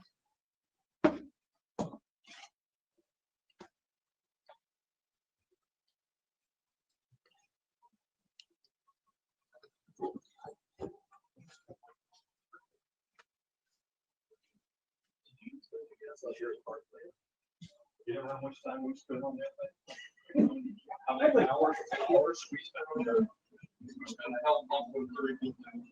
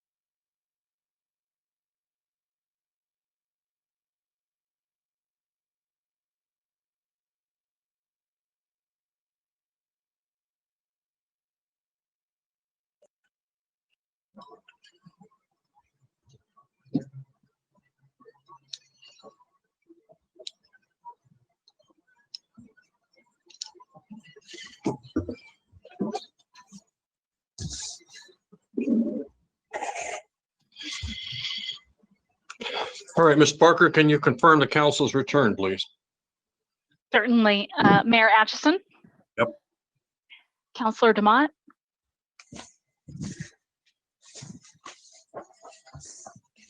Mayor Pro Tem Sites?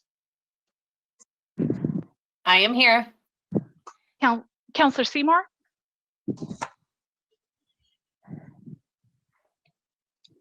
Councilor Scully? Here. Councilor Smith? Present. Councilor Voles? Here. And I'll try Councilor Demott again. Here. And Councilor Seymour? Here, thank you. Thank you. Okay, sounds like we're all back. Mr. Tripp, we're going to turn to you and your team for the COVID updates. And before I turn it over to you, let me get one piece here. Okay. As I mentioned this morning on the call that we had with the Westminster Chamber, I didn't have all the details, but some of those details are now available.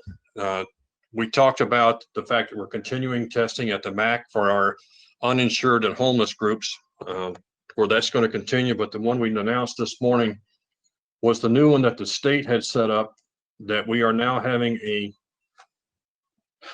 full-blown test facility similar to what was done at the Pepsi Center, which had two other sites that have been initiated effective this morning. One here in the Westminster area, specifically at the Water World parking lot. The other one was in Pueblo, and a third is, I believe, is coming up in the Fort Collins area. The information we did not have this morning was the hours of operation. That facility will be open daily from 8 to 4 through September, with the possibility of an extension based upon community needs. And according to the release we have through the state, is that this is set up to test up to 2,500 people a day. And the anticipation is that there will be no more than 3 days elapsed between the time you get your test and you get your results back. And that, again, that site opened up this morning. And I know that the governor was over at the opening of the site, along with one of our commissioners this morning. So again, that now gives us a second site here in the immediate area of Westminster to get testing. That testing site is also a no-cost site. Visitors do not need an identification card, a social security number, or insurance to get tested at the site at the Water World facility. So this is a lot more convenient for some of the people up on the north end, and it's open, and we hope that you'll take advantage of it. Other than that, Mr. Tripp, who would you like to come up next? Thank you, Mayor. This is the weekly COVID-19 report that we've been doing dating back to late March at Council's request to keep you informed as to developments week to week with COVID. We have 4 areas we're going to cover tonight and 3 speakers. These are all relatively short presentations. Sarah Borgers will start with a case data update that we do weekly. Sarah's serving as Acting Public Works and Utilities Director this week. She'll be followed by Larry Dorr and John Hall that will do a budget update, long-term recovery, and CARES update. Thank you. Yes, so thank you, Mr. Tripp, Mayor, and City Council. As Don mentioned, my name is Sarah Borgers, and I'm a manager in Public Works and Utilities. And today I'm sitting in for Director Kirschbaum.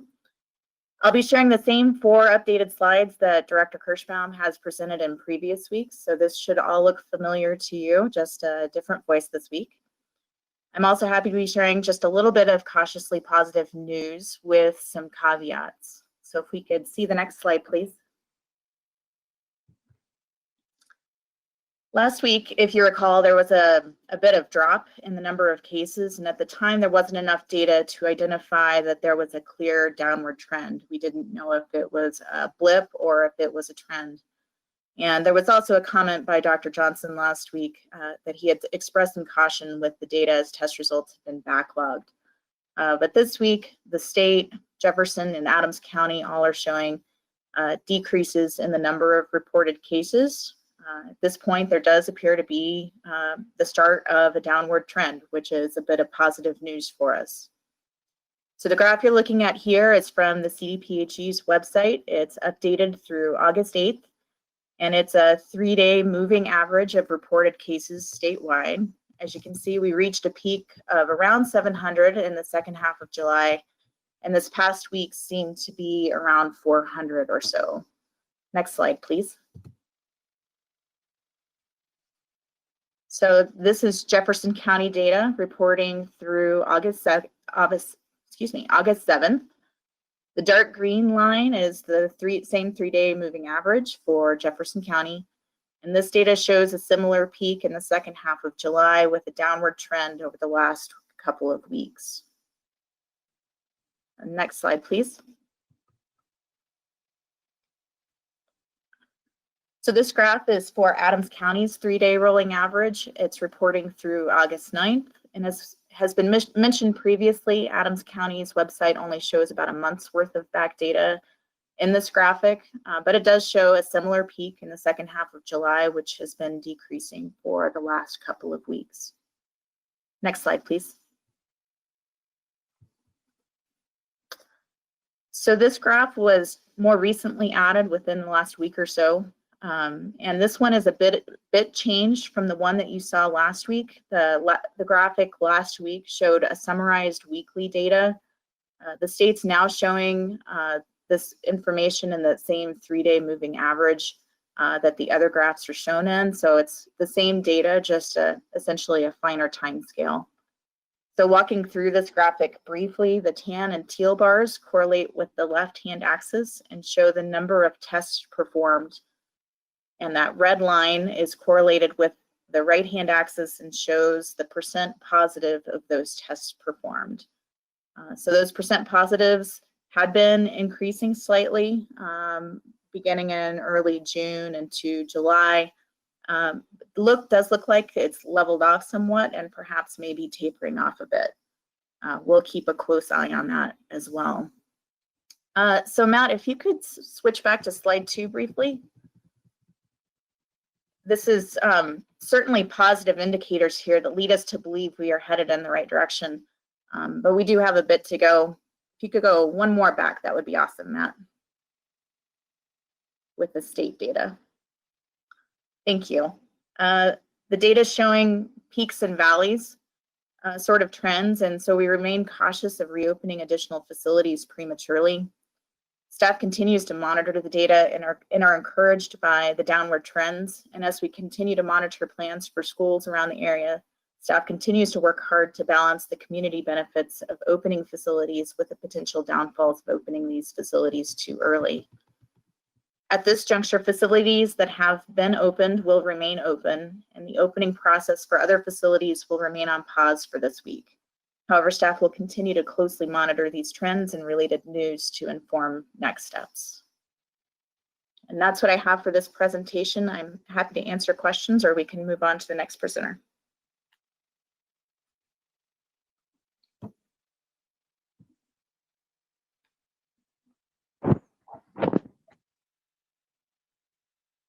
I do want to add, as I think Larry comes up here next, Councilor DeMott, you asked for some additional information that you didn't see here tonight. I think the answer to the reason you didn't see it is that we've not readily found available Westminster specific data. We're still looking, as I understand it, but we've not found that information available as you requested last week, and we'll continue to pursue that. And if we find it, we'll add it to our weekly report. I appreciate that, Mr. Tripp. It would be very helpful if we could see that at some point.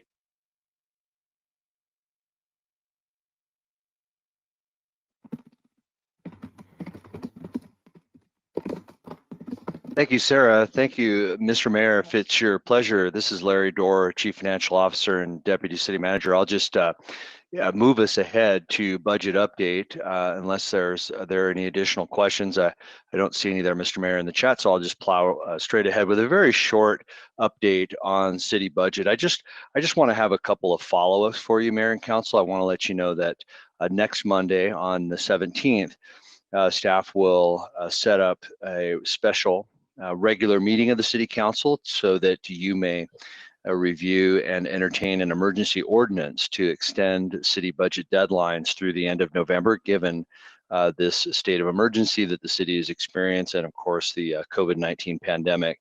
We're encouraged by some of the changes in the trend data, and as you know, that's very closely connected to the economic activity of our city and our state, and those two things are interconnected. So we'll be hopeful for the future.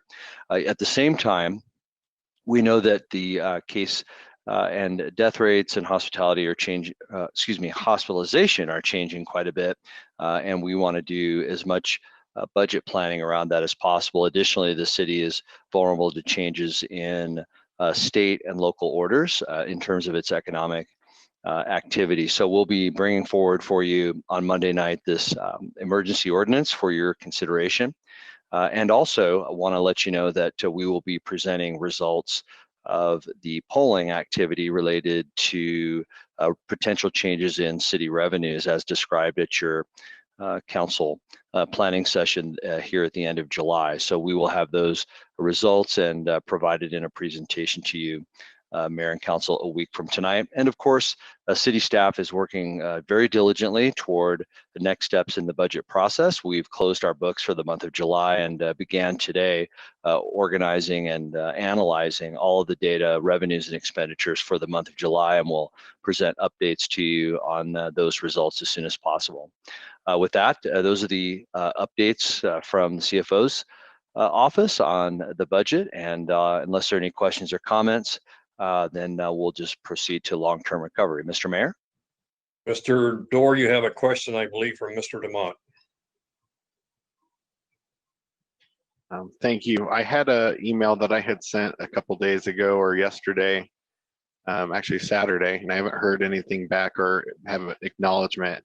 And what the email was about was the job freeze. And I really am curious about, again, what we are hiring, what we're not hiring, because I hear hiring a freeze, I hear budget crisis, $18 to $32 million. I really would like to see what we've hired since we went into an emergency situation, what we plan on continuing to hire throughout this year. So I just would reiterate that I could please see a list of those things. Yes, Yeah, Councilor Demott, thank you for the question. Larry, I'll handle this. Because we did get that, and I apologize that I wish I had responded to you to let you know we were working on it. We do have staff putting that complete list together for you, and I would expect we'd have that to you and all the council within a day or so, and maybe a more even full report as to the rationale that we're using on filling the positions that we're filling. I want to provide assurance to you that we're filling positions of need, and we're taking that really seriously. But that's a good question on your part, and we'll give you more information here soon. Thank you. Thank you. I appreciate it. Any other comments or questions from council? Otherwise, we'll move on to long-term recovery.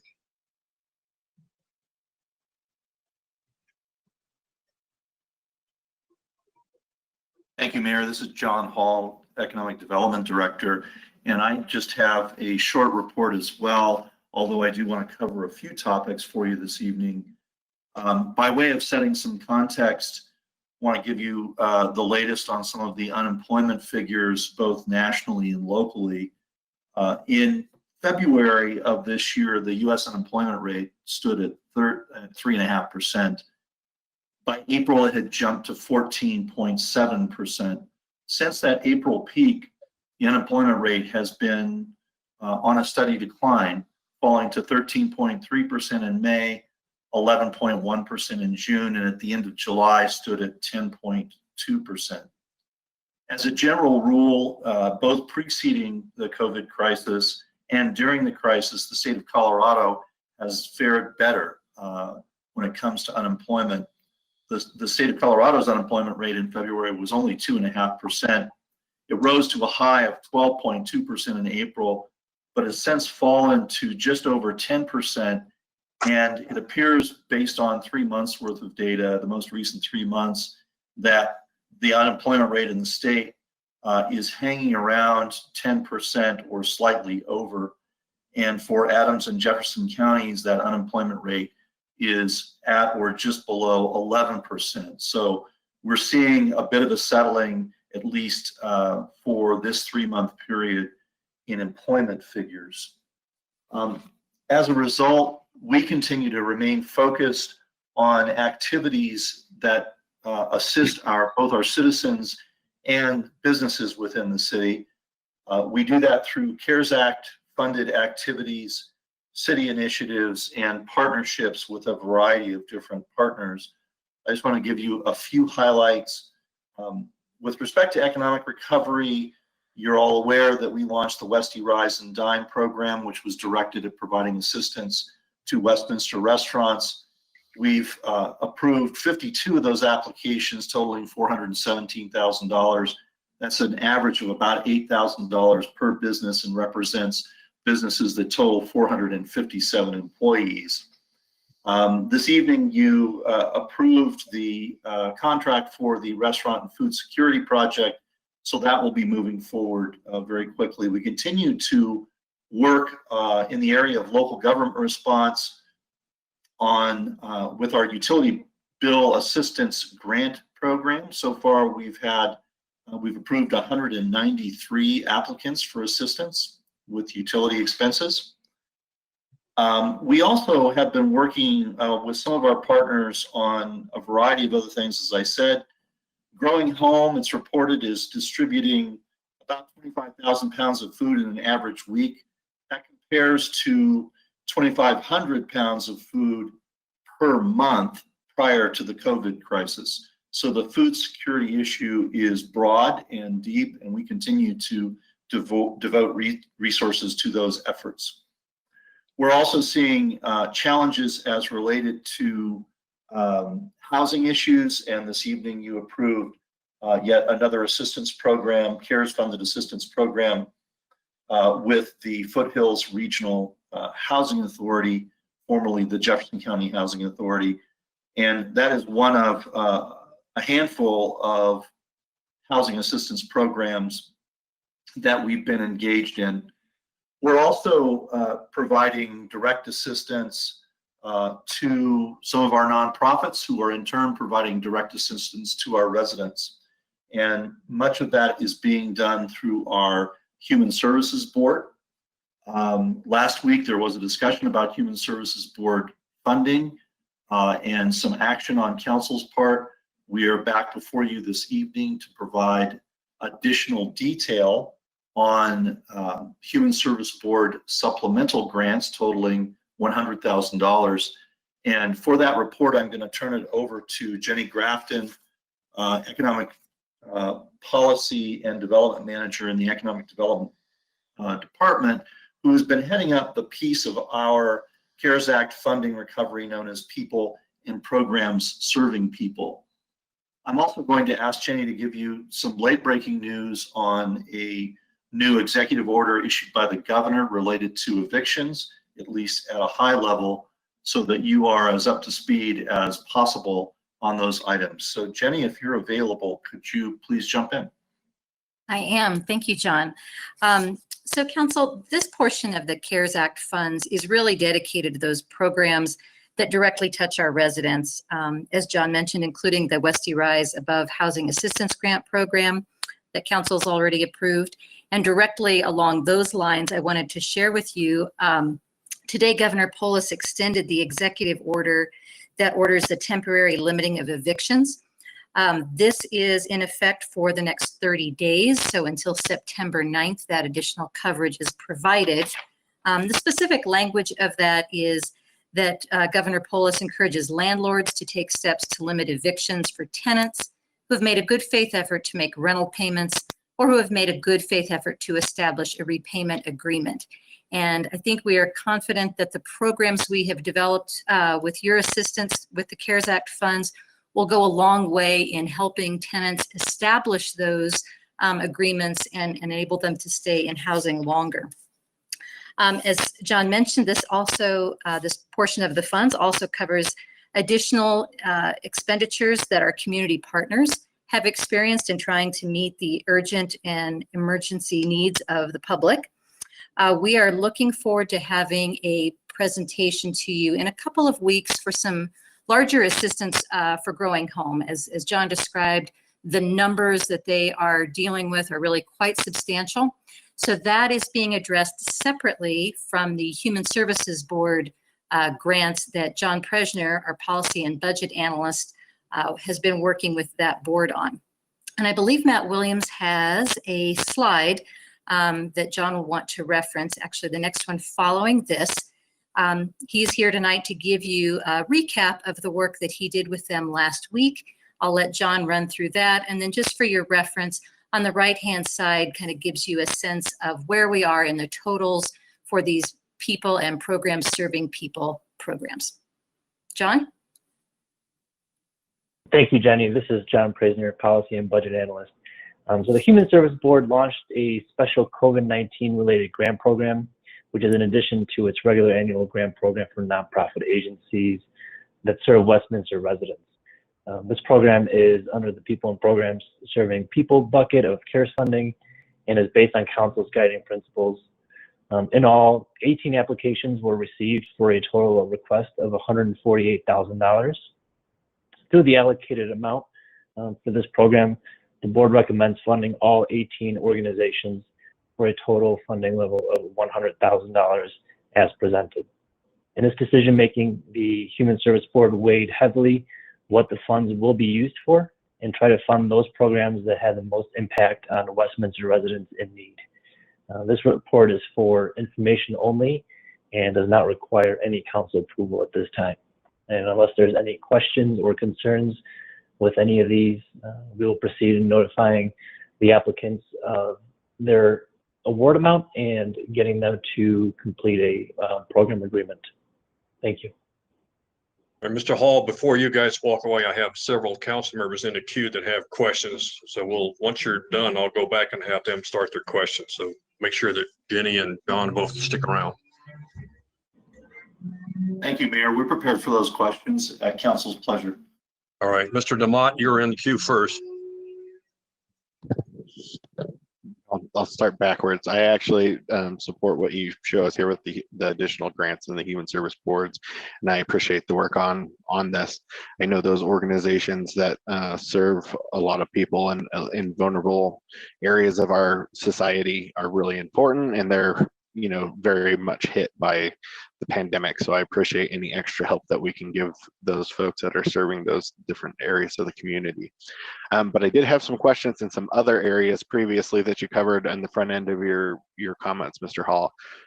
One, you had talked about the additional eviction moratorium that the governor did. How does that overlap with what the executive order that we heard out of the White House? And how does that play in with each other? Do you know? I believe that was something that came out of the White House this weekend as well, if I'm not mistaken. Councilor, this is John Hall, Economic Development Director. Thank you for the question. We don't have a great deal of information on either of these items yet, given that the executive order from the president was just signed, I believe, on Friday, and we actually just received the governor's order just shortly before the council meeting. So we haven't had a chance to look at them closely. Okay. That's fine. Maybe we'll come back to you. Yeah. Yeah, if you could provide both, that would be beneficial. I originally went into the queue, though. I want to go back to what we're doing for businesses and trying to be forward-looking. And I appreciate all the work that your team has done to assure businesses can operate as full capacity as possible. So one of the things, talking to some of the different business owners as I've been out in the community and enjoying those that are able to be open and serve the public, is what happens once it starts getting cold, as this seems like we could be dealing with this for some time. Are we starting to look at how we could allow businesses to adopt in some creative ways, and how we could potentially even use some of these grant funds in order to help them accommodate as the weather starts changing in the as the seasons progress throughout 2020? Thank you, Councilor. It's a great question. We are continuing to look at the development of, I won't call them new programs, but modifications to existing programs, or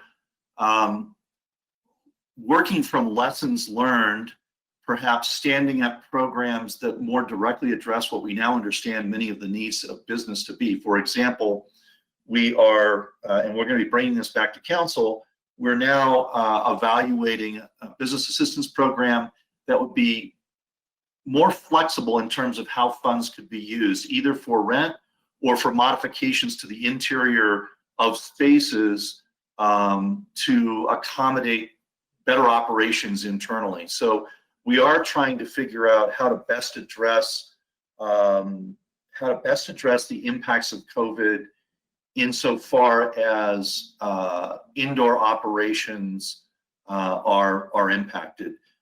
It's a little unclear. We also believe that program ought to be flexible enough to allow for some purchase of PPE. We are hearing from a number of businesses that the price of PPE is on the rise again, and it's becoming a little bit more challenging to get their hands on it. So we're looking at the possibility of programs that address rental assistance, interior modifications, and the purchase of PPE. We expect to be back before you shortly with greater details on that. And I hope that answers your question. It does. I think the other thing that I would mention, and I know that your team has worked closely with our chamber as well as some of the businesses, but I again, talking to some business owners, trying to figure out if there was ways that they could use the outdoor space and maybe, tents or heaters, or, I think everybody's trying to make sure that they're as creative and innovative as possible to be able to weather this as good as possible, because I think that there is concern that if you get pushed just in inside space and we're at the same capacity limits that we're at today, that very well could be very damaging for some of the businesses, specifically the restaurants. So I just want to, make sure that we're, I know that you guys are doing a good job of it, but we're continuing to reach out to those communities as they try to think through it and see how we can support them in those efforts as they try to find ways to be innovative.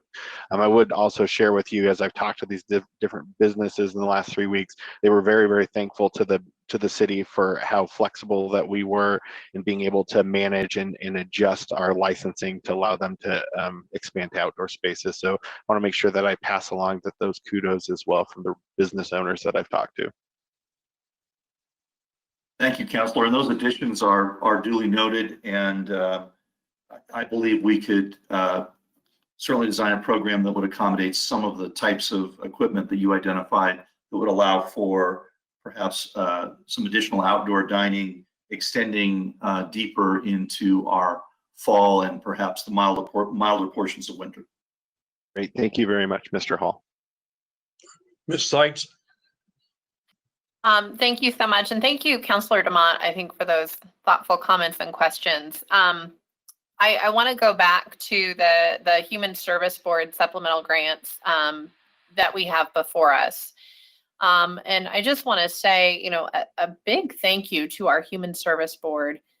These are residents, that have gone beyond the typical scope of what the Human Service Board does to try to meet and answer the challenge that COVID has given so many of our nonprofits. So I appreciate their extra efforts on this. And I may embarrass a colleague of mine, but the current liaison to the Human Service Board from Council is John Voles. And the entire time that John has been on Council, he has really pushed for us to more fully utilize our citizen boards and commissions, to really make sure that we give autonomy and efficacy to these groups. And I do know, and maybe I'm wrong, but my guess and my belief is this was probably his idea, because I have consistently seen him challenge us to more fully utilize not just the boards where he is the liaison, but all of our boards across the city. And I just have to say thank you to him. Thank you to staff for working on this. Throughout your entire presentation, Director Hall, I've just been impressed with how nimble and innovative you are, and always looking for ways, or your team is rather, always looking for ways to meet our goals and rise to the challenge that you have before you. And it is hard knowing this being a novel virus and everything changing, knowing exactly what that is, but you guys seemingly consistently knock it out of the park. So thank you very much. I'm very impressed, and I'm very appreciative of my colleagues' efforts on this.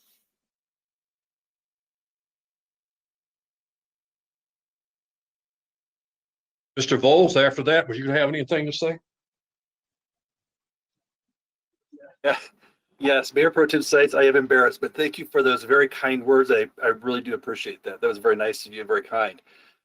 One of my goals coming onto council was to, I'd served a few years on the inclusivity board, wanted to reinvigorate and just find more of a role, more of an input from our boards and commissions. The Human Services Board stepped up when the idea first came up, and I don't know that I can take credit for that, but I approached this at one of their early meetings. I approached the Human Services Board, said, "Would you be interested in doing additional work? Here's what we're proposing."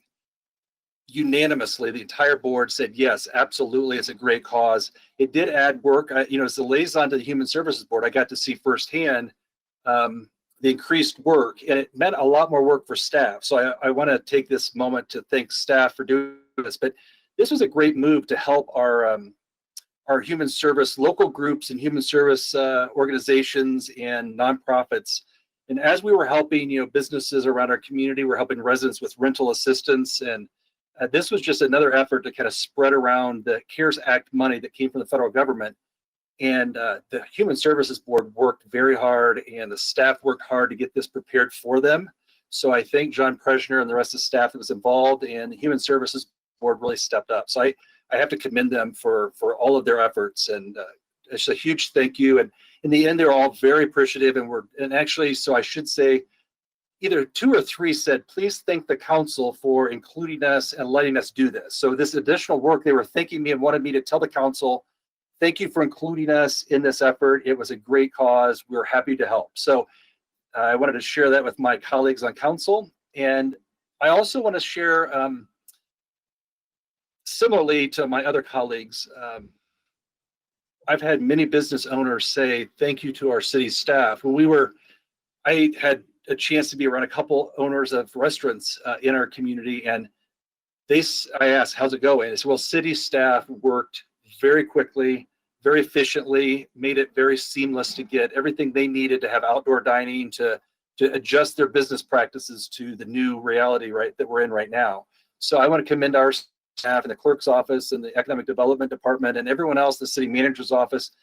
Really great stuff here. I'm hearing good feedback with how quickly you operated. And so I know the clerk's office is also involved in that. So I want to commend them, economic development, for working with our businesses. It's very important. And the people I've spoken to who had the chance to be involved in these programs are very, very appreciative. So thank you for all of that. And I commend you for your hard work. Thank you.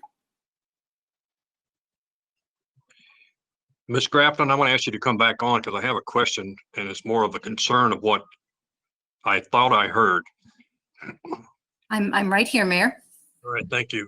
I know Mr. DeMott made a comment in regards to the executive order coming out of the White House, and I think there's a lot of unclear activities around that, and specifically the eviction order, if he even has the authority to put that out, but that's neither here nor there for us. My concern was the word I heard in the possibility of what's included in the executive order coming out of the governor's office was not a mandate, but an encouragement. And if a landlord chooses not to follow that encouragement, are they out of compliance? Because telling somebody I'm encouraging you to do something versus I'm telling you to do it leaves a lot of broad questions to be answered of what happens to the tenants. Certainly, Mayor. So I read the order, or portion of the order directly as we received it. And so the language in there is encourage. This was just sent to us at 8 p.m. this evening. So there may in fact be some additional communications on this tomorrow. And we can certainly expand upon that as we hear more. I will say that just anecdotally, what we have heard from our partnership with Maker Housing Partners is that they really have been, not only as landlords themselves, but as they've launched these rental housing assistance programs, that many of the landlords in Westminster are very interested in trying to partner and help ensure that people are staying in their homes. So I think we have a lot of good landlords in Westminster that are taking encourage to heart and doing what they can. All right, if similar to Councilor DeMott, if we get some clarification of the rulings from the city attorney's office on both the national policy and the state policy, that would be helpful, because my concern is that we are going to run into some landlords that are in a financial bind themselves, and to keep not having rent paid is going to create a bigger problem as well. So there's no win-win on this. It's a lose-lose situation the way it currently stands. Are there any other questions or comments on Mr. Hall and his part? Mr. DeMott, go ahead. Just to follow up on that, I think one of the things that I'm curious about, because the mayor raises a really good point and concern that I've heard, as far as, you know, if the president does have authority to do what he did as far as evictions, one of the questions that I've heard, and I haven't seen enough details around what he put forth on, and it was on Saturday, is does the moratorium or the, you know, the mandate or whatever you want to call it, does it extend to the mortgage holders? Because that's another concern that I have, and I've mentioned before, is, you know, the folks who hold those are responsible for the mortgage payments to whoever holds the note. Oftentimes they're not people that could, you know, take on that burden if there's a mortgage company who still wants a payment and the renter is not paying. So I am curious how either one of those orders impacts the actual landlord who, you know, is the property owner that has to pay the note on the property. All right, Mr. Voles.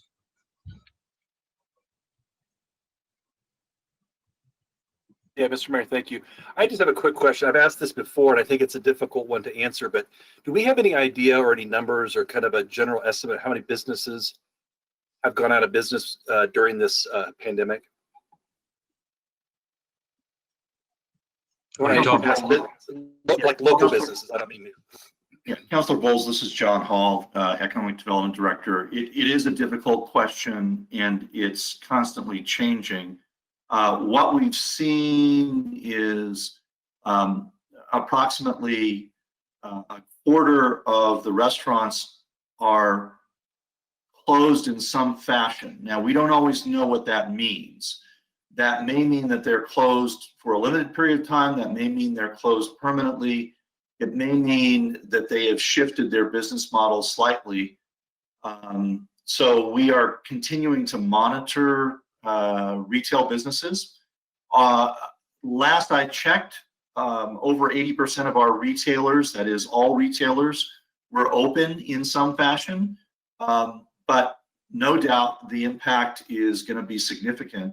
The most recent reports that I've been reading at a federal level and among various cities is that Labor Day will of course be a milestone as the end of summer and as children return to school for many of the restaurants in particular. So that's the next date I'm looking at, but we're happy to report out information that is as frequent and accurate as we can possibly get it.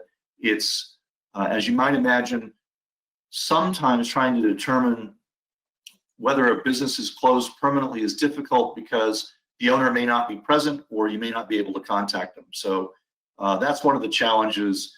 But in working with our finance department, they also have the ability to look at that income stream, or at least that tax revenue stream that would have otherwise been generated by some of those businesses. Okay, thank you. I know it's a difficult question. I've asked it before. I know it's very, very difficult to have kind of a full handle on that, but thanks for that answer. And again, thank you for all your good work over there with our businesses and doing what we can. I think we've set an example here in Westminster. I think we've really been a city that reacted quickly and worked very diligently and very hard work with side by side along our small businesses and doing everything we can to help them out. So thank you for that. Thank you, Councilor. And if I could just add, these are challenging times, and I want to thank Council for their willingness to consider alternative approaches to assistance and for allowing us to move as quickly as we have, sometimes with less information than I think sometimes any of us would like in making major policy decisions around business assistance and citizen assistance. But thank you for all of your support, and we believe we're making great progress. Thank you.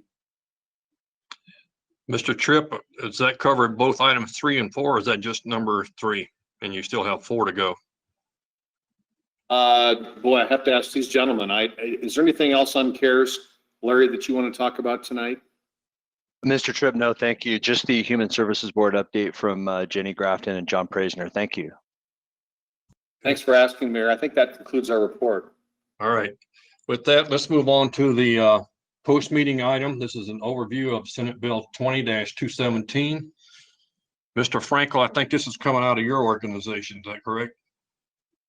Thank you, Mr. Mayor. Dave Frankel, City Attorney. I anticipate a joint presentation between Jeff Betts and Chief Carlson. Okay. Chief, if you and Mr. Betts would like to take off. Thank you, Mr. Mayor. We do have a brief presentation for you, and it will be in two parts, as Mr. Frankel notes. I'll hand the first piece off to Mr. Betts, who, as you know, is our police legal advisor and has helped us with this legislation as it has gone through and passed and is implemented. He'll hit some of the highlights, talks about some of the impacts on those from a legal point of view. And then the second part of the presentation, I have just a short statement to kind of fill in council on the impacts within the organization as it relates to Senate Bill 217. So that's how our presentation is verbal. We have no PowerPoint. So at this point, I'll bring in Mr. Betts and ask him to kind of run through some of the highlights and the impacts. Thank you, Chief Carlson and Mayor and members of council. Appreciate the opportunity to talk about a very important and very key piece of legislation that was put into law back in the middle of June. That is Senate Bill 217, also known as Measures to Enhance Law Enforcement Integrity. The purpose of tonight's presentation and discussion really is to provide council and the community with an overview of the key provisions of Senate Bill 217.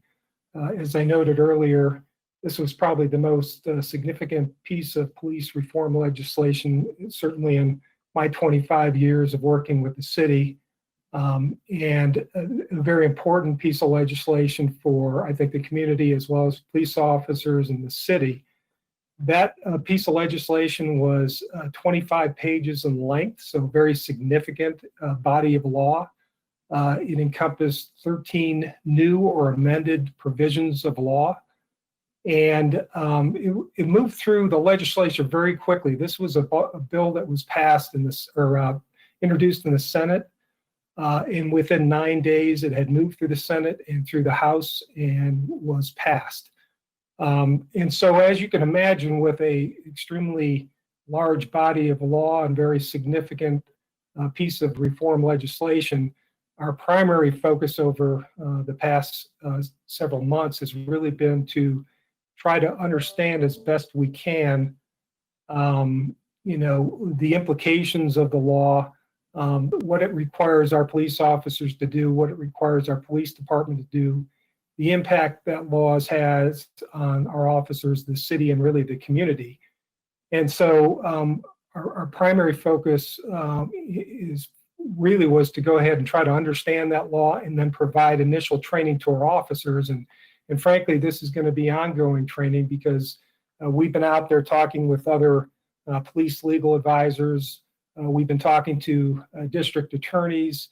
We've been trying to gather as much information as possible because the fact that this law is so new and we really don't have any judges or case law that define some of the terms and some of the provisions, we're really trying to understand, what this means and how we're supposed to respond to it. So that's been our primary focus over the last several months.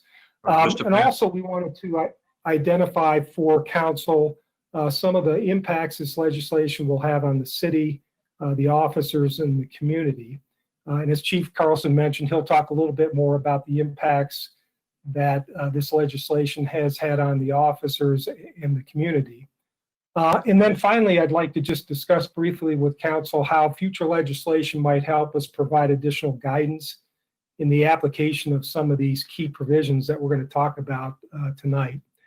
So the first major provision really was the introduction of a new civil claim that can be brought in state court and based on violations of the Colorado Constitution and in instances in which an officer has failed to intervene in the unlawful use of force. And as part of that legislation, there is no immunity or caps on damages related to the Governmental Immunity Act. And so by way of background, the Governmental Immunity Act, or the Colorado Governmental Immunity Act, really provides immunity to public entities and public employees in a number of circumstances. And what I mean by that is if there is immunity, it means immunity from civil lawsuit and civil liability. I think there's only 6 or 7 instances in which that governmental immunity has been waived. But otherwise, if a claim is brought against a public entity or a public employee, and there is no waiver of immunity, then that lawsuit will be dismissed by the courts. And really, there's a good policy reason behind the Colorado Governmental Immunity Act, and that is governments and public employees often take on very risky types of work and responsibility, kind of like, our EMTs, for example, who go out to an auto accident and they provide initial medical care. If those EMTs were able to be sued, it would be difficult for cities and public entities to continue to provide those kind of services. And so, much like police officers, there's no waiver of immunity under the Governmental Immunity Act to bring a lawsuit for violations of constitutional violations. And so typically what we found in the past is that claims that they're going to be brought against police officers, for example, for use of force cases, those claims would be brought in federal court based on a violation of the U.S. Constitution. This new state claim allows for claims to be brought against police officers based on the Colorado Constitution. Again, not only for use of force cases, but other violations of the Colorado Constitution. So this opens the door for maybe more suits being brought against officers. And like I said, there's no immunity under the Governmental Immunity Act, so there's no cap on damages. So if an officer is sued under this new state claim, they can be, a jury can award whatever amount of damages they think that the injured party is entitled to, including punitive damages. The other significant provision in this new claim is that there is no qualified immunity in state cases. So in federal cases, the U.S. Supreme Court has recognized for many years a doctrine called qualified immunity. And qualified immunity is basically immunity that is given to officers in situations where there is no clearly established law telling the officer that what they did with respect to use of force violated somebody's constitutional rights. And really the reasoning for that doctrine is that the U.S. Supreme Court recognizes that officers are often put in situations where they're having to try to gain compliance or they're trying to gain control of a suspect who is resisting their arrest. And so, a lot of these situations evolve very quickly, very rapidly, and in very tense situations. And so the U.S. Supreme Court recognizes that sometimes officers make mistakes and they're not going to penalize that officer in those situations unless it's absolutely clear to that officer that what they were doing violated somebody's constitutional rights. So at least in federal courts, we have in the past been able to file a motion with the court based on qualified immunity, asking the court to dismiss the lawsuit. Now, I will tell you that, those motions aren't freely granted. Those are very contested issues, but sometimes the court does grant those, and in those situations, the officer would be granted immunity and the case would be dismissed and the officer would not have to go through a jury trial to determine whether or not they violated that person's constitutional rights. So in those situations, the judge would make that decision. Under this new state claim, there is no qualified immunity. As trying to defend officers in these types of cases, we will not be able to raise that as a defense in these new state cases. The other significant provision is that if the injured party prevails in bringing their lawsuit against the officer, then they would be entitled to an award of reasonable attorney fees. And again, that is something that was not allowed under the Governmental Immunity Act. So those are pretty significant changes with respect to the kind of claims that can be brought against officers with respect to civil liability. Now, when it comes to the impact that it has on public entities, such as the cities are now required to pay for any settlement or any judgment that is made against a police officer related to this new claim. Now, there are two exceptions to that. One is if there is a criminal conviction of the officer for the claims that arise out of the civil lawsuit. So if a criminal charges are brought against the officer for excessive force, unlawful force, and they're convicted, and subsequently a civil lawsuit is brought, then the city may, but is not required to indemnify that officer. That's a pretty significant change with respect to this new state claim as well. Because typically when you think about a criminal conviction, it's a situation where an officer has intentionally violated somebody's constitutional rights. Well, at least under the old law, the governmental immunity law, cities would not be required to indemnify an officer who acted intentionally or acted willfully or wantonly. Now, unless there's a criminal conviction, the city would be required to go ahead and indemnify that officer. The other exception is in the event that the city would determine that an officer acted in bad faith, then, and a lawsuit is brought, then the officer is personally liable up to 5% or $25,000 of the judgment or settlement, whichever is less. And then the city would remain on the hook for the balance of that judgment or settlement. So those are basically the two exceptions in which a city would not necessarily be required to pay all or part of a civil judgment, which is, again, much different than the previous law under the Governmental Immunity Act. So, in terms of impacts to the officers, it really provides additional ways an officer can be held civilly liable. So I think we're going to probably see more cases being brought against officers, especially when you take into consideration that qualified immunity is not a defense in these state claims. And so that means that fewer cases will likely be dismissed and more juries will be deciding these cases. And then the other significant thing that I talked about is for the first time, officers can be held personally liable in these situations in the event that the city would make a determination that that officer acted in bad faith with respect to the incident for which they were being sued. And that personal liability can be as much as $25,000.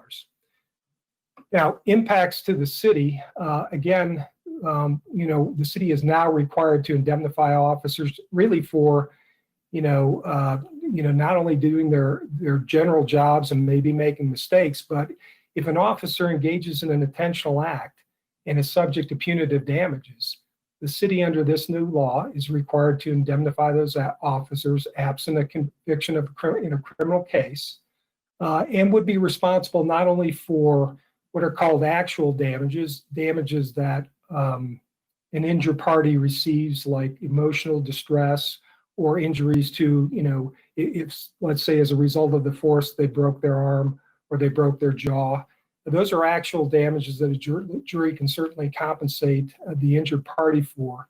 But a jury can also award punitive damages. And punitive damages are really intended to punish the person for really engaging in intentional conduct. We have never been as a city, under the Governmental Immunity Act, we have never been responsible for indemnifying an officer for punitive damages. That's really not a good policy to have, to really compensate somebody for their intentional acts. And more importantly, the city would not, at least currently, would not be able to insure against punitive damages. So that would be a financial responsibility that the city would have to bear in those situations. Again, the elimination of any damage caps creates additional financial responsibility because there is no real limitation now. It's really whatever a jury decides would be appropriate for those damages.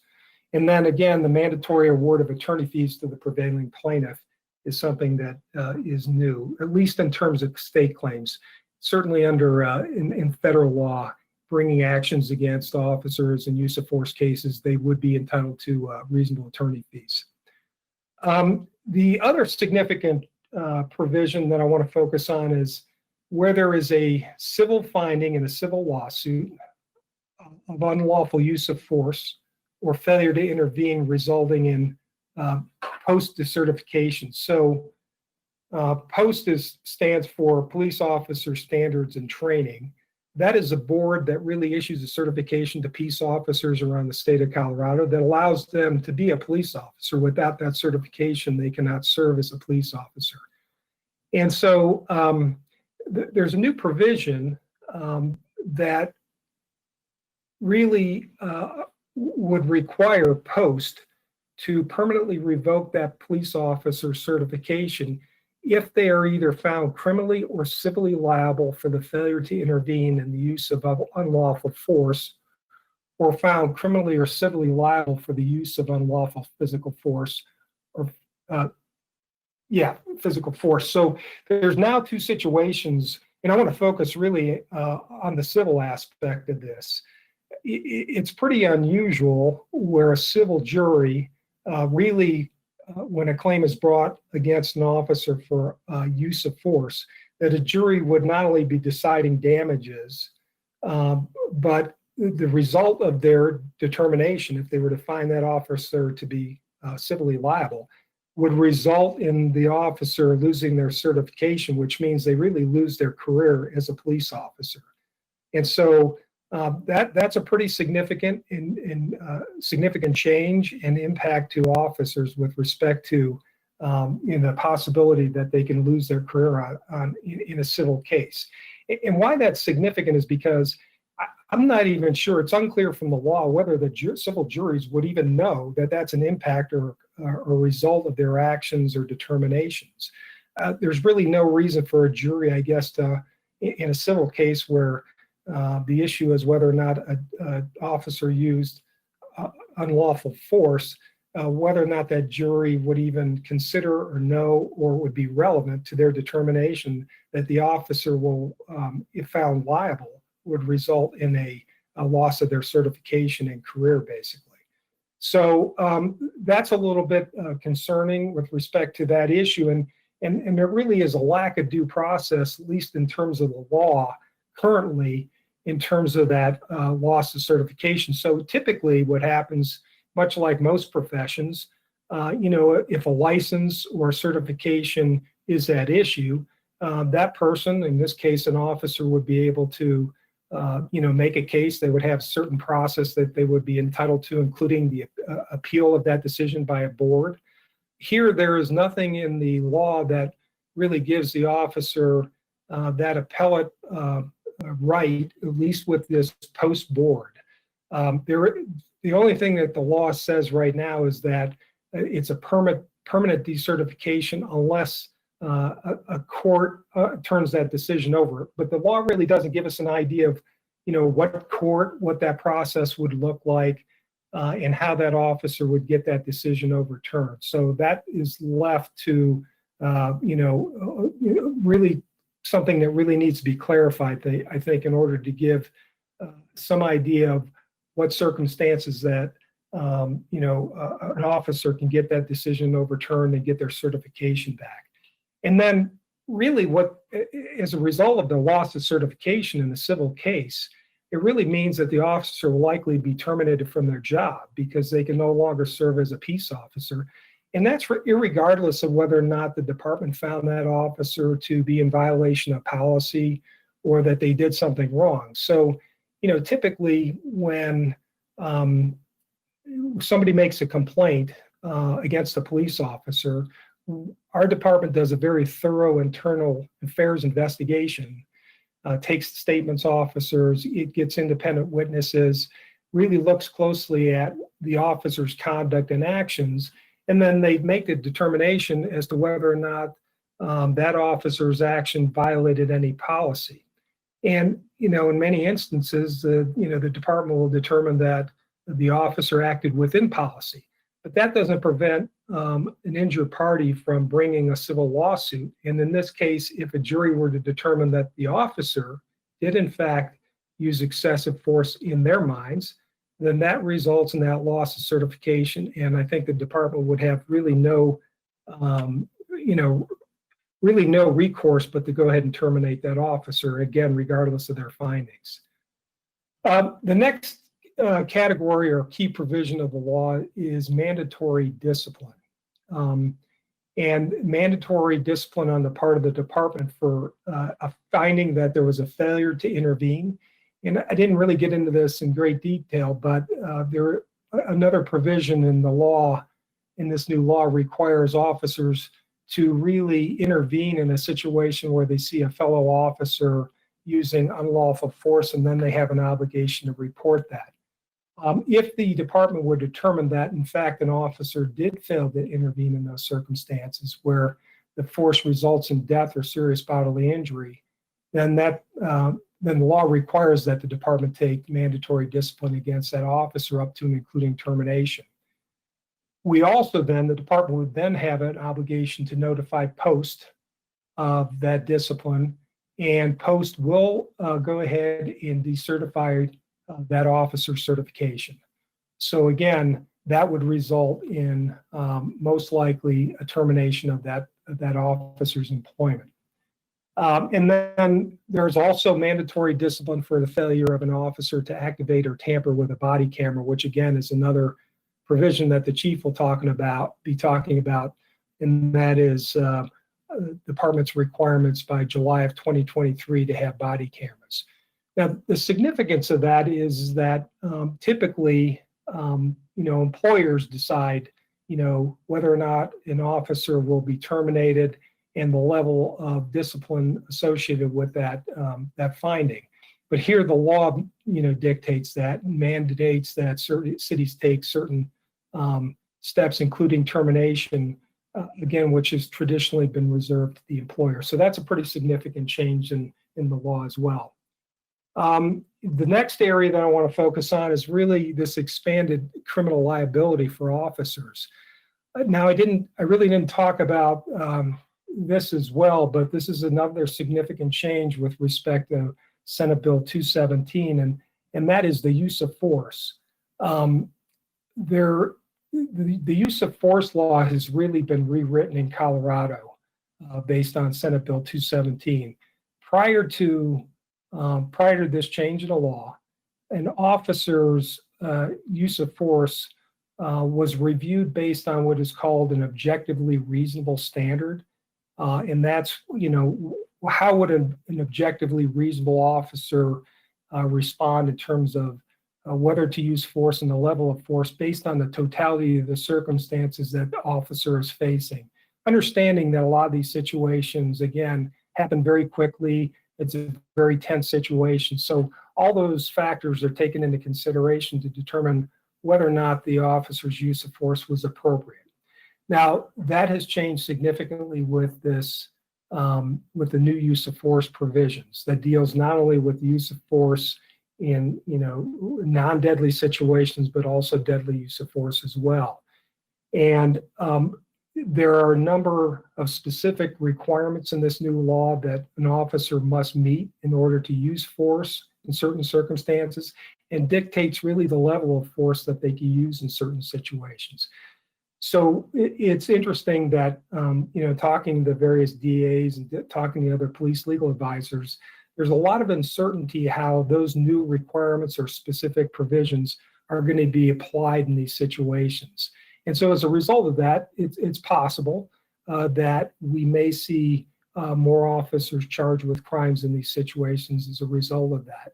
And again, we don't really have judges that have, kind of made decisions or have reviewed this law or cases that have given us direction. So that is yet to be defined, and we will see how that works out.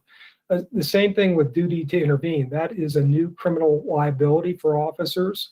Some cases are pretty obvious where an officer needs to intervene, much like the George Floyd case. That was pretty obvious, I think, to most people. That's a situation where officers who were standing around should have done something to prevent that tragedy. But there are other situations where it's not as clear to the officer who is not directly involved in trying to, gain control of a resisting suspect. And so that's why, the previous law really focused on, what the officer's perceptions was. How are they responding to what the suspect was doing? And, so that makes it a little bit more difficult. And I think it could lead to some cases, criminal charges being brought against officers for failing to intervene in those situations. And then finally, one other area is chokeholds, where I think could expose officers to additional criminal liability. The definition in the new law for chokeholds is very broadly defined to include, really an officer applying pressure to any part of the body that results in a suspect having difficulty breathing. I'm not sure that's what the intent of the legislation was, but the way the definition currently reads, it really is very broad, and it encompasses other parts of the body other than just the neck or putting pressure around the windpipe or the carotid arteries. And so that causes some concerns, I think, for the officers in terms of what, where they would typically try to use their body or a knee in the back to try to gain control over the suspect so that they could put the suspect in handcuffs. And then, they're trained right now to, as soon as they do that, they bring the person off the prone position and get them in a situation they can breathe.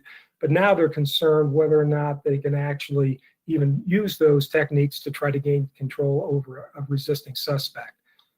So, the impacts, I think, to the officers there are definitely additional ways where an officer can be charged and may be prosecuted in these situations. It also creates additional ways police officers can be sued civilly, again, resulting in judgments and post-certification and a loss of career. And then, I don't think we've seen this yet, but I don't think it would be unreasonable for police officers to be pretty concerned about criminal liability, civil liability, and, loss of their career, and be a little bit more hesitant, maybe a little bit more reluctant to enforce certain laws for fear of criminal prosecution or personal liability. And so those are some of the impacts that I think we can see as a result of some of these provisions that are new as a result of Senate Bill 217. And then finally, I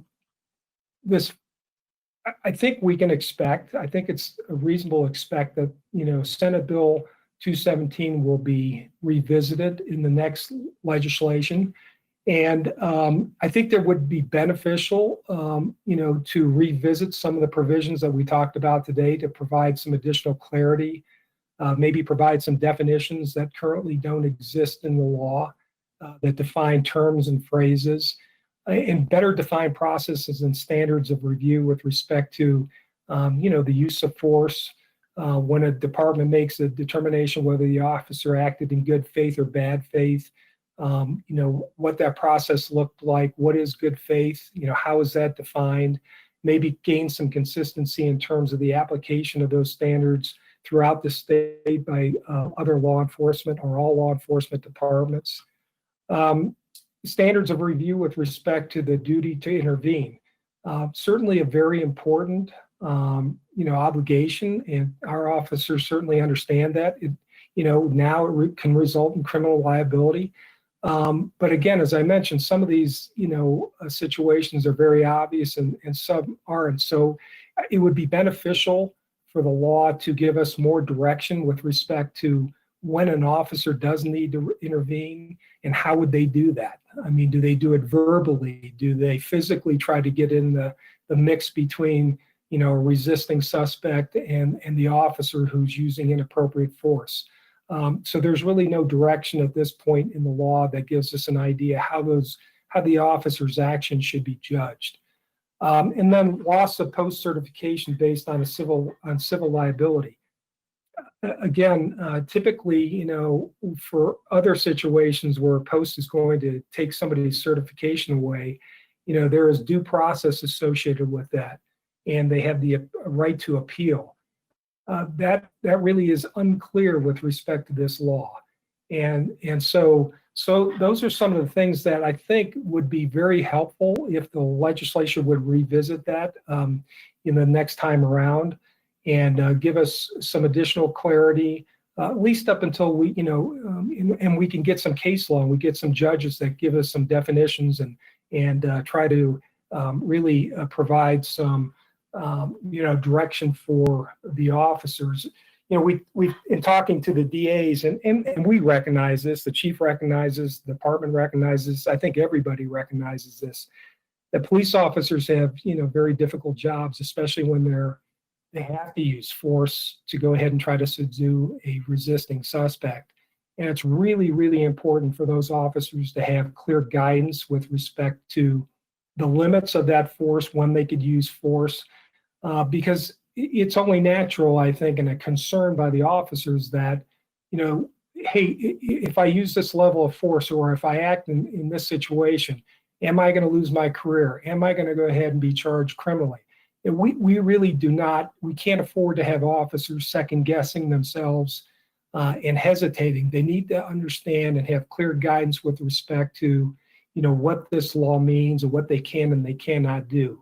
Any hesitation on our part can certainly result in their own injury to third parties, and frankly, injury to the suspect. They need to be able to act quickly, and we need to give them strong and clear guidance with respect to with these new laws. So hopefully, you know, through the next legislative process, we can try to work and gain some of that consistency, gain some of that clarity. And with that, the other significant provision that we're going to talk about today really is this obligation of all departments to have body-worn cameras by July of 2023. And I was going to turn that over to Chief Carlson to go ahead and address that with you, but I'd be happy to answer any questions you might have with respect to the areas of law that I covered.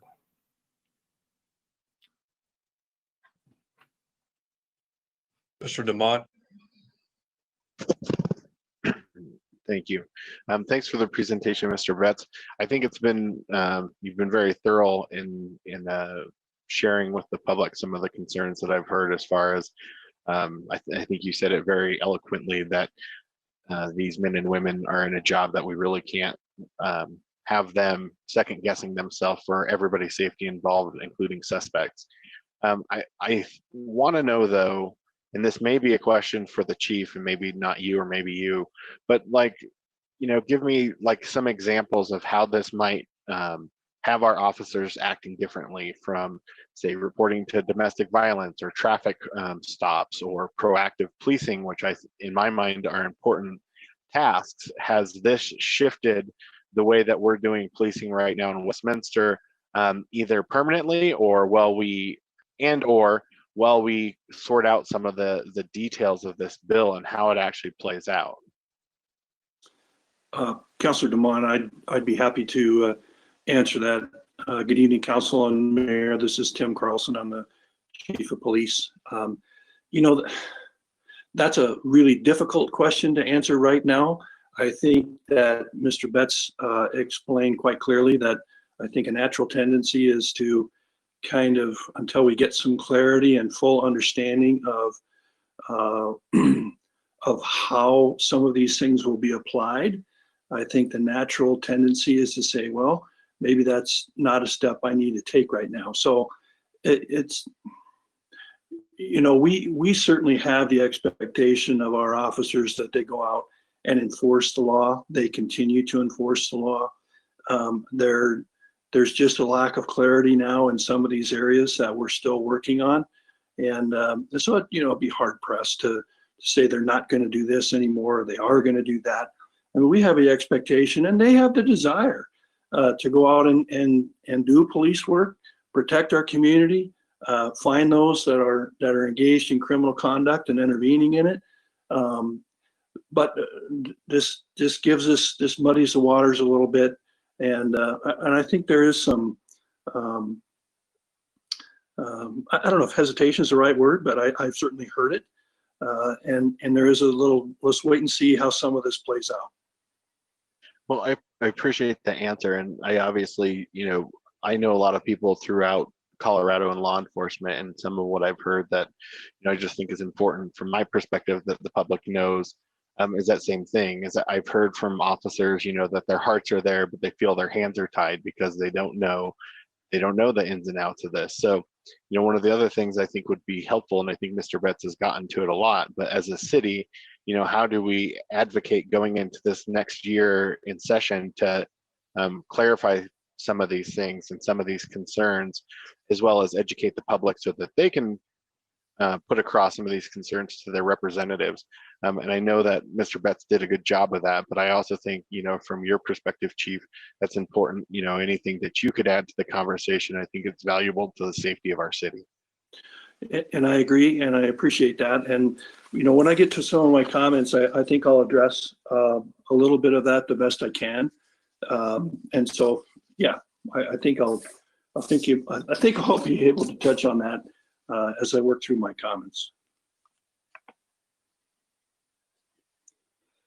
Are there other questions of Mr. Betts at this time? Otherwise, we'll move on and let the chief make his comments.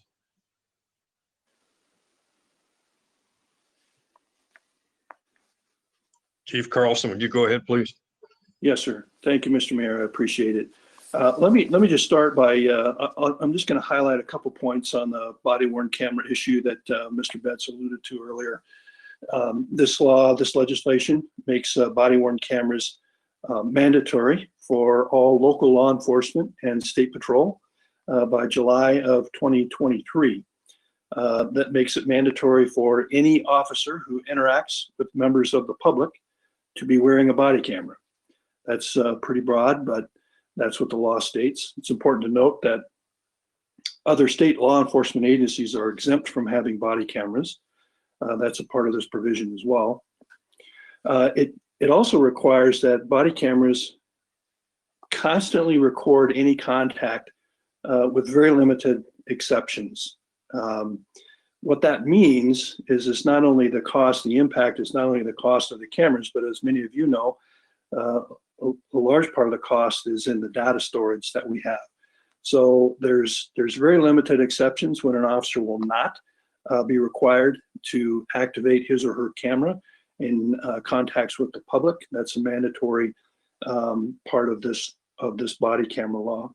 And in addition to that, it creates a list of sanctions for an officer who fails to activate their camera, tampers with the video, intentionally interrupts the recording of any kind, and those sanctions include criminal sanctions against the officer, civil sanctions against the officer, administrative sanctions that are mandated through the employees or the officer's agency. It's a potential revocation of their post certification.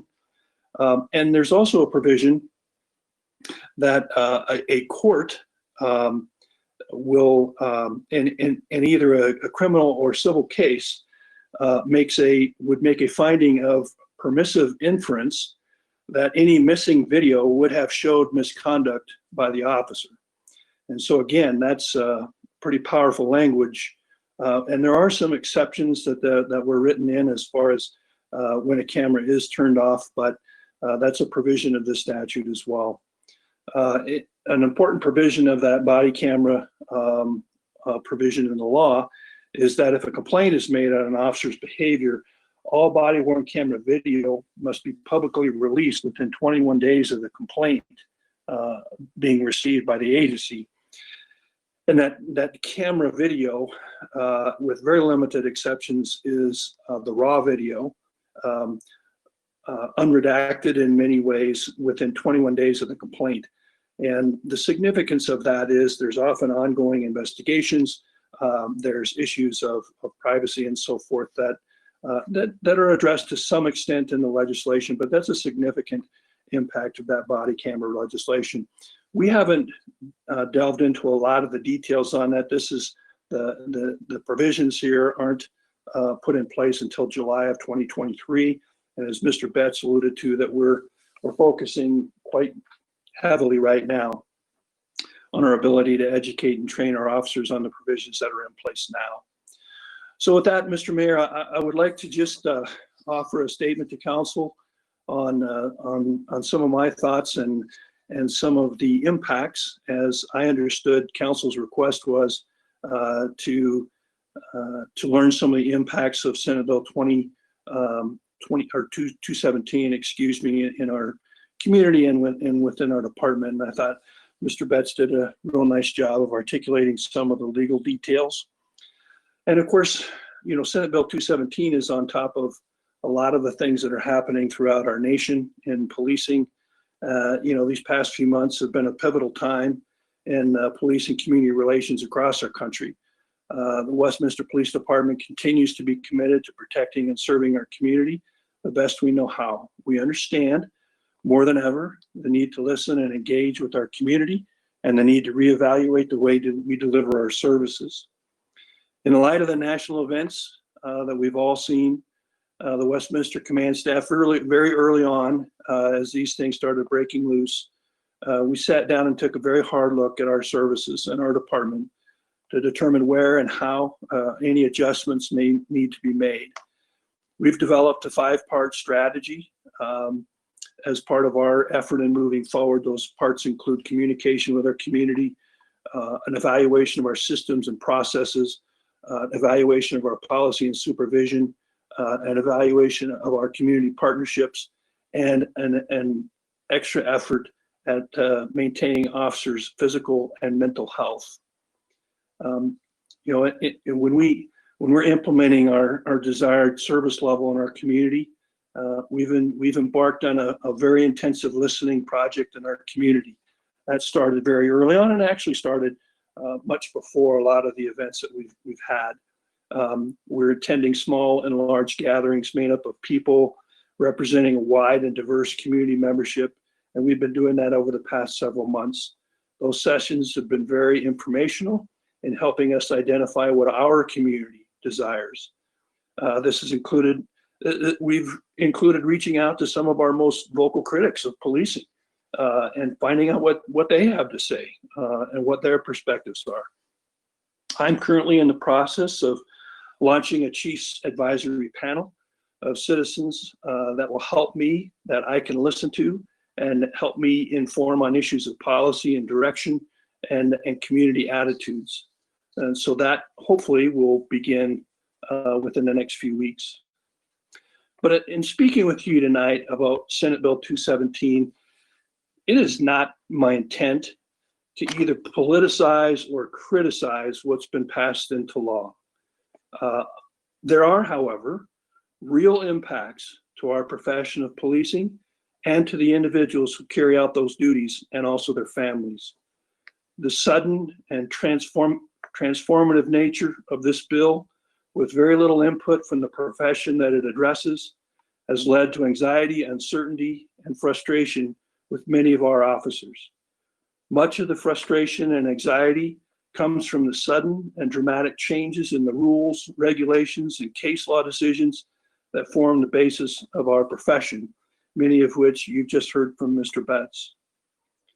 The addition of this new civil process to sue officers in state court under provisions of the state constitution, while removing the protective provisions of qualified immunity and protections under the Governmental Immunity Act, exposing the officers to potential personal liability, has created a powerful state of uncertainty, anxiety, and confusion. The very name of the bill concerning measures to enhance law enforcement integrity, the personal penalty provisions in the bill, and the mandating of body-worn cameras for all officers indicate a new low in trust in law enforcement, which has been felt very deeply by our people. The intense national narrative to defund the police, as well as the pervasive narrative that systemic racism permeates policing and all use of force is abusive, have added to that level of anxiety and disbelief. I've never seen it in 34 years in the business. All of this is occurring, of course, amidst a raging pandemic where officers daily have continued to work in our community at great personal risk of exposure to that virus. The new provisions of this bill for personal financial liability, loss of post-decertification, and new avenues for criminal and civil liability for officers only add to the sense of anxiety, frustration, and even anger. I can tell you from the chief of police in your city that the organizational stress level is at an all-time high. However, having said all that, this new legislation is the law, and the Westminster Police Department is now and will continue to fully comply with the law. We're addressing the issues the officers are raising and feeling through training and discussions of consequences and what it means as officers continue to deliver service. Keep in mind, most of this legislation went into effect on signing with almost no advance warning and with no ability to train and inform the officers of its impact. An additional level of concern, as Mr. Betts brought up, is that much of this legislation creates new law. And as such, there's no case history, no case law history. Those court decisions and clarifications will only come over time when cases are being heard, as our legal advisors have reminded us repeatedly. But in the meantime, officers are left to interpret and act without the benefit of long-standing court case law as we had under previous legislation.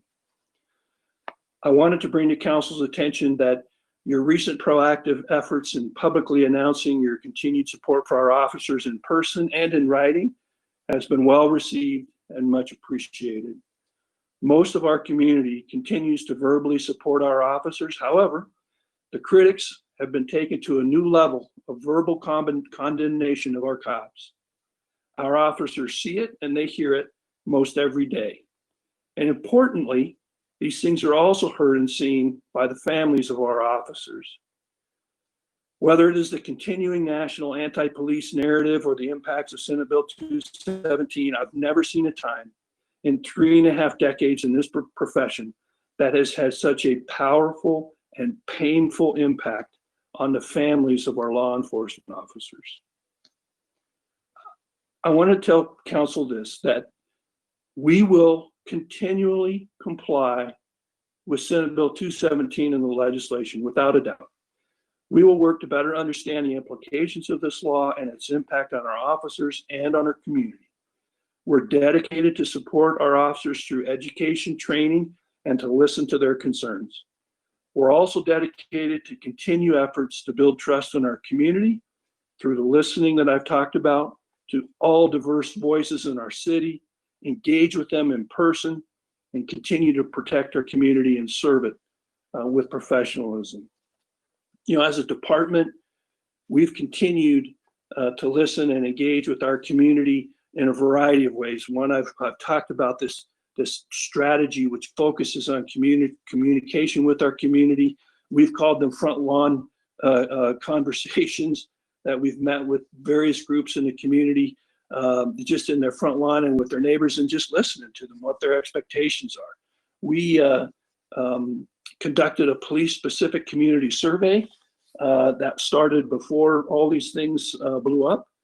We have the raw data of that survey. We're compiling it. We're going to have it ready for public consumption and certainly give it to council shortly.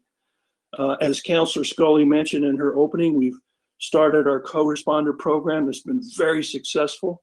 That's been working for a couple months and has had tremendous success, and we're looking forward to more success.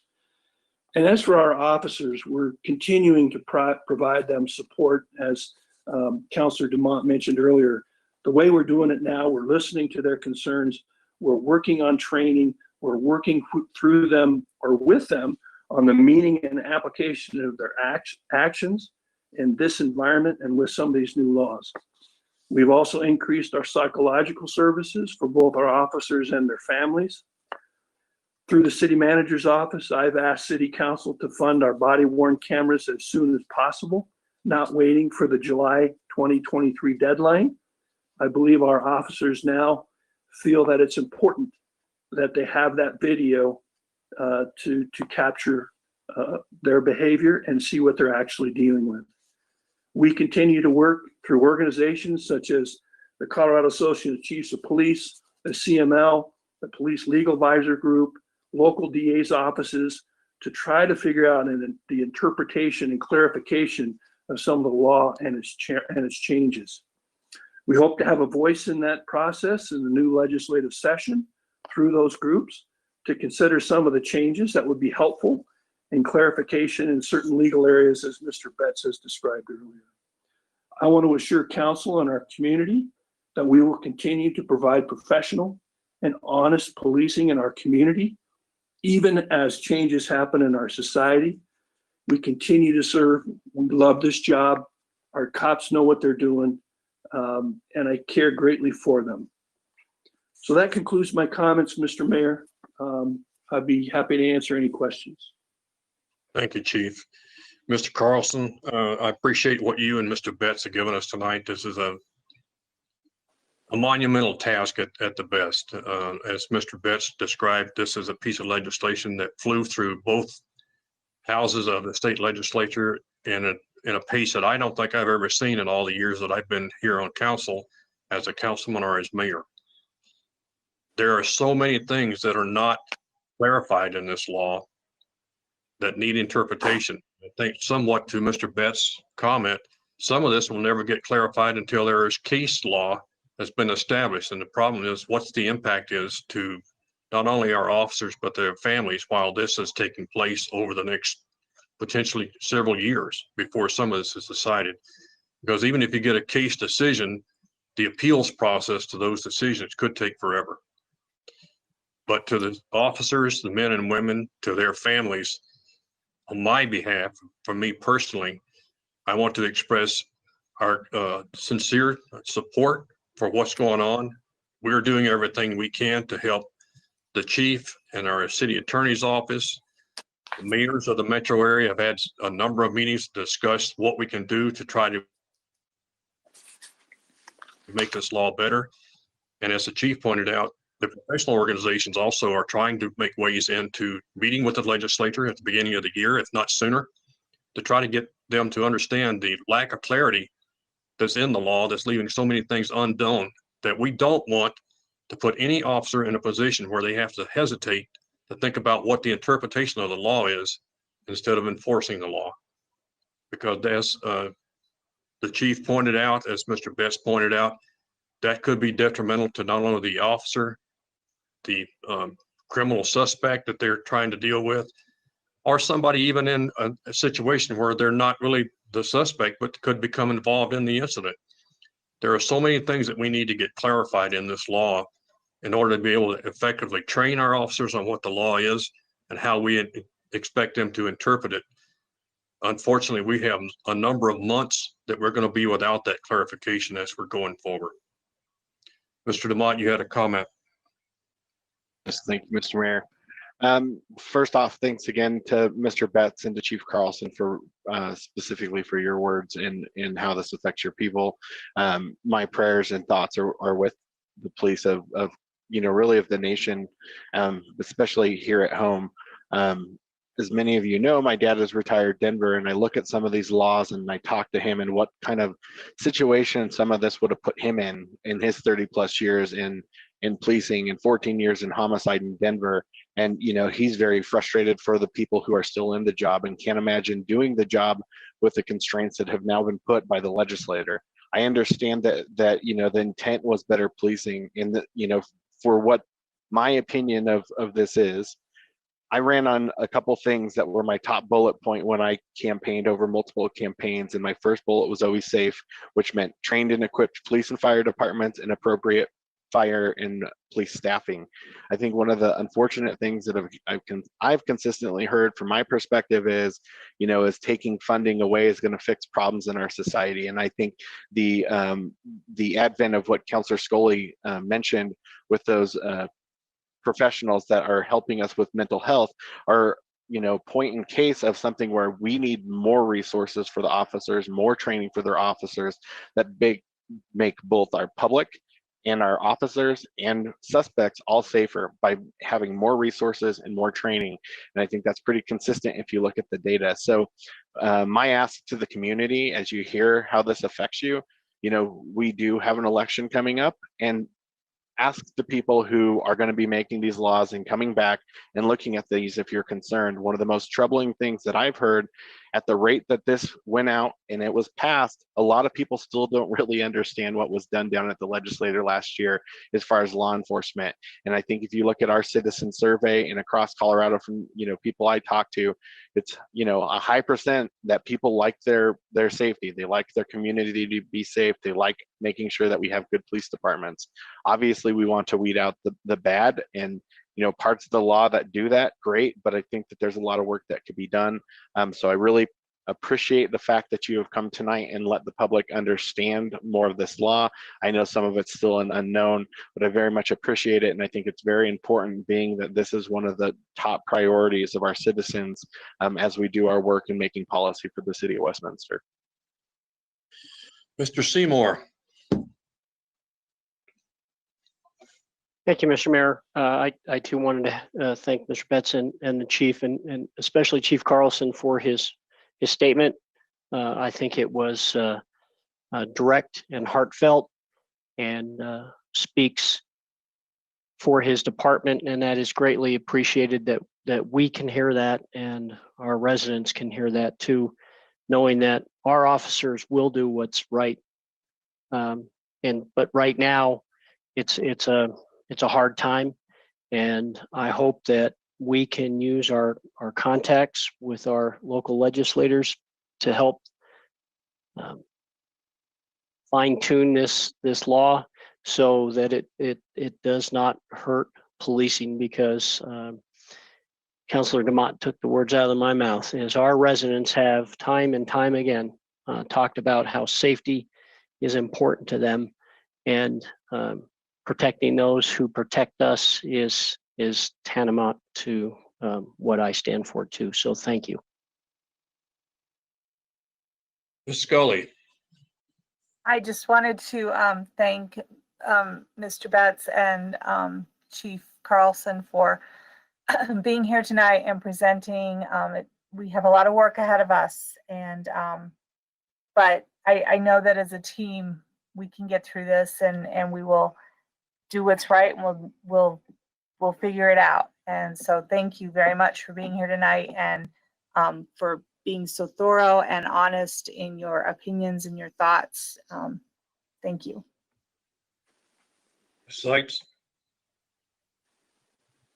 Thank you, Mr. Mayor, and thank you, a sincere thank you to our chief. I really appreciate your thoughts, the sincerity, and honestly, almost a level of vulnerability in your discussion on this topic tonight. And always, Mr. Betts, thank you for your careful analysis of this law and how it potentially can impact and how it will impact our organization. I specifically want to say thank you to the chief for his leadership.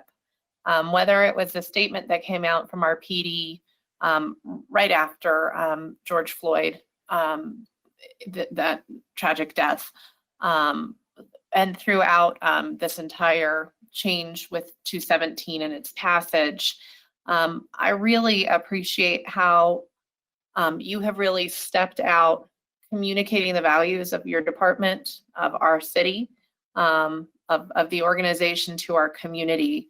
And I'm really happy to hear about your listening. I think that we end up with better policy when we really hear the concerns of others. I think that the program that Councilor DeMott and Councilor Scully highlighted, that co-responder program, is very similar to what a lot of the most vocal critics of the police department are looking for. And so I hate the term defund the police department because I think it oversimplifies the issues. I think it's confrontational. I think it's intended to be oppositional. I think the term invest in the community is more appropriate, and I feel like that's what we are doing through the various initiatives, and I want to see us continue to expand that. So similar to Councilor DeMont, I don't think we're going to be spending less on the police department. We are going to be spending more with body cameras, with all of these types of expanded programs. So I want to make sure I'm very clear in communicating how appreciative I am of our first responders, how I believe that if our goal as council, and I believe every member of this council wants to provide a high quality of life to all of our residents, regardless of zip code, you cannot do that without safety. That's an essential part of quality of life.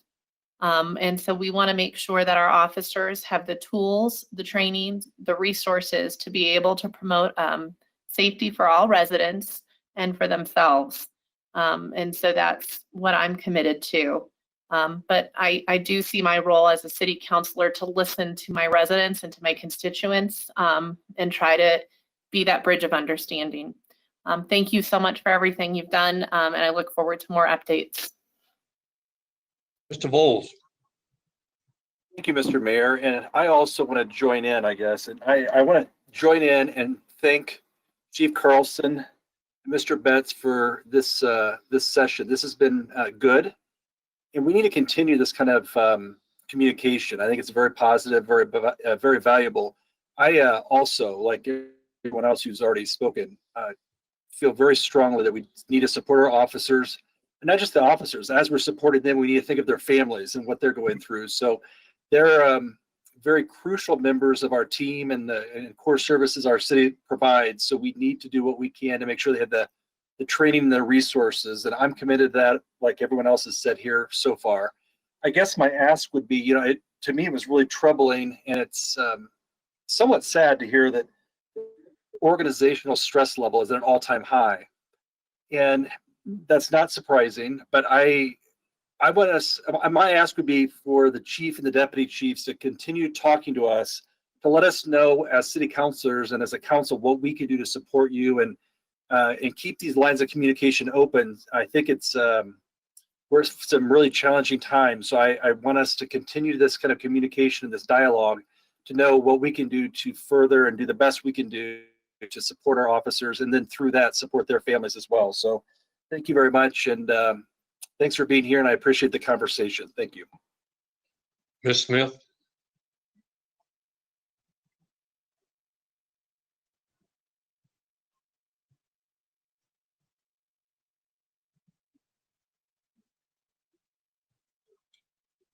Ms. Smith.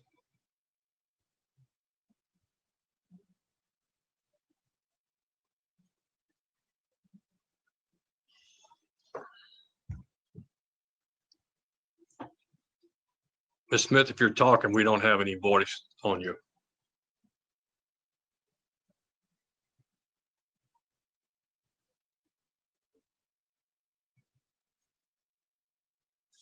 Ms. Parker, can you tell if Ms. Smith is muted? Give me 1 second, Mary. Let me take a look. I show her mic is on.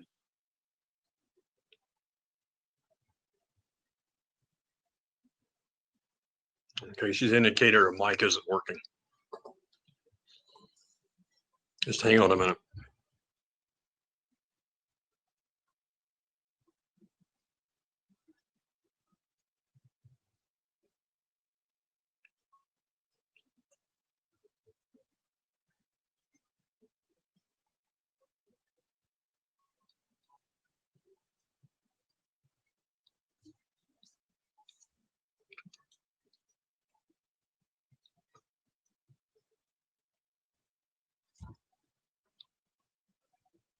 All right, go ahead, Ms. Smith, if you're ready.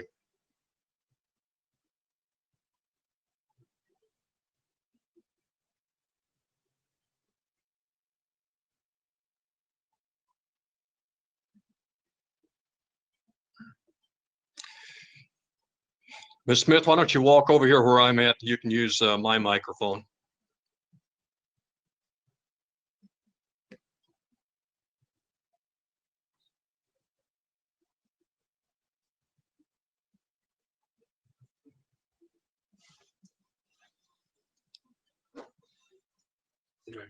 Go ahead, mine's on. Can you all hear me? Awesome.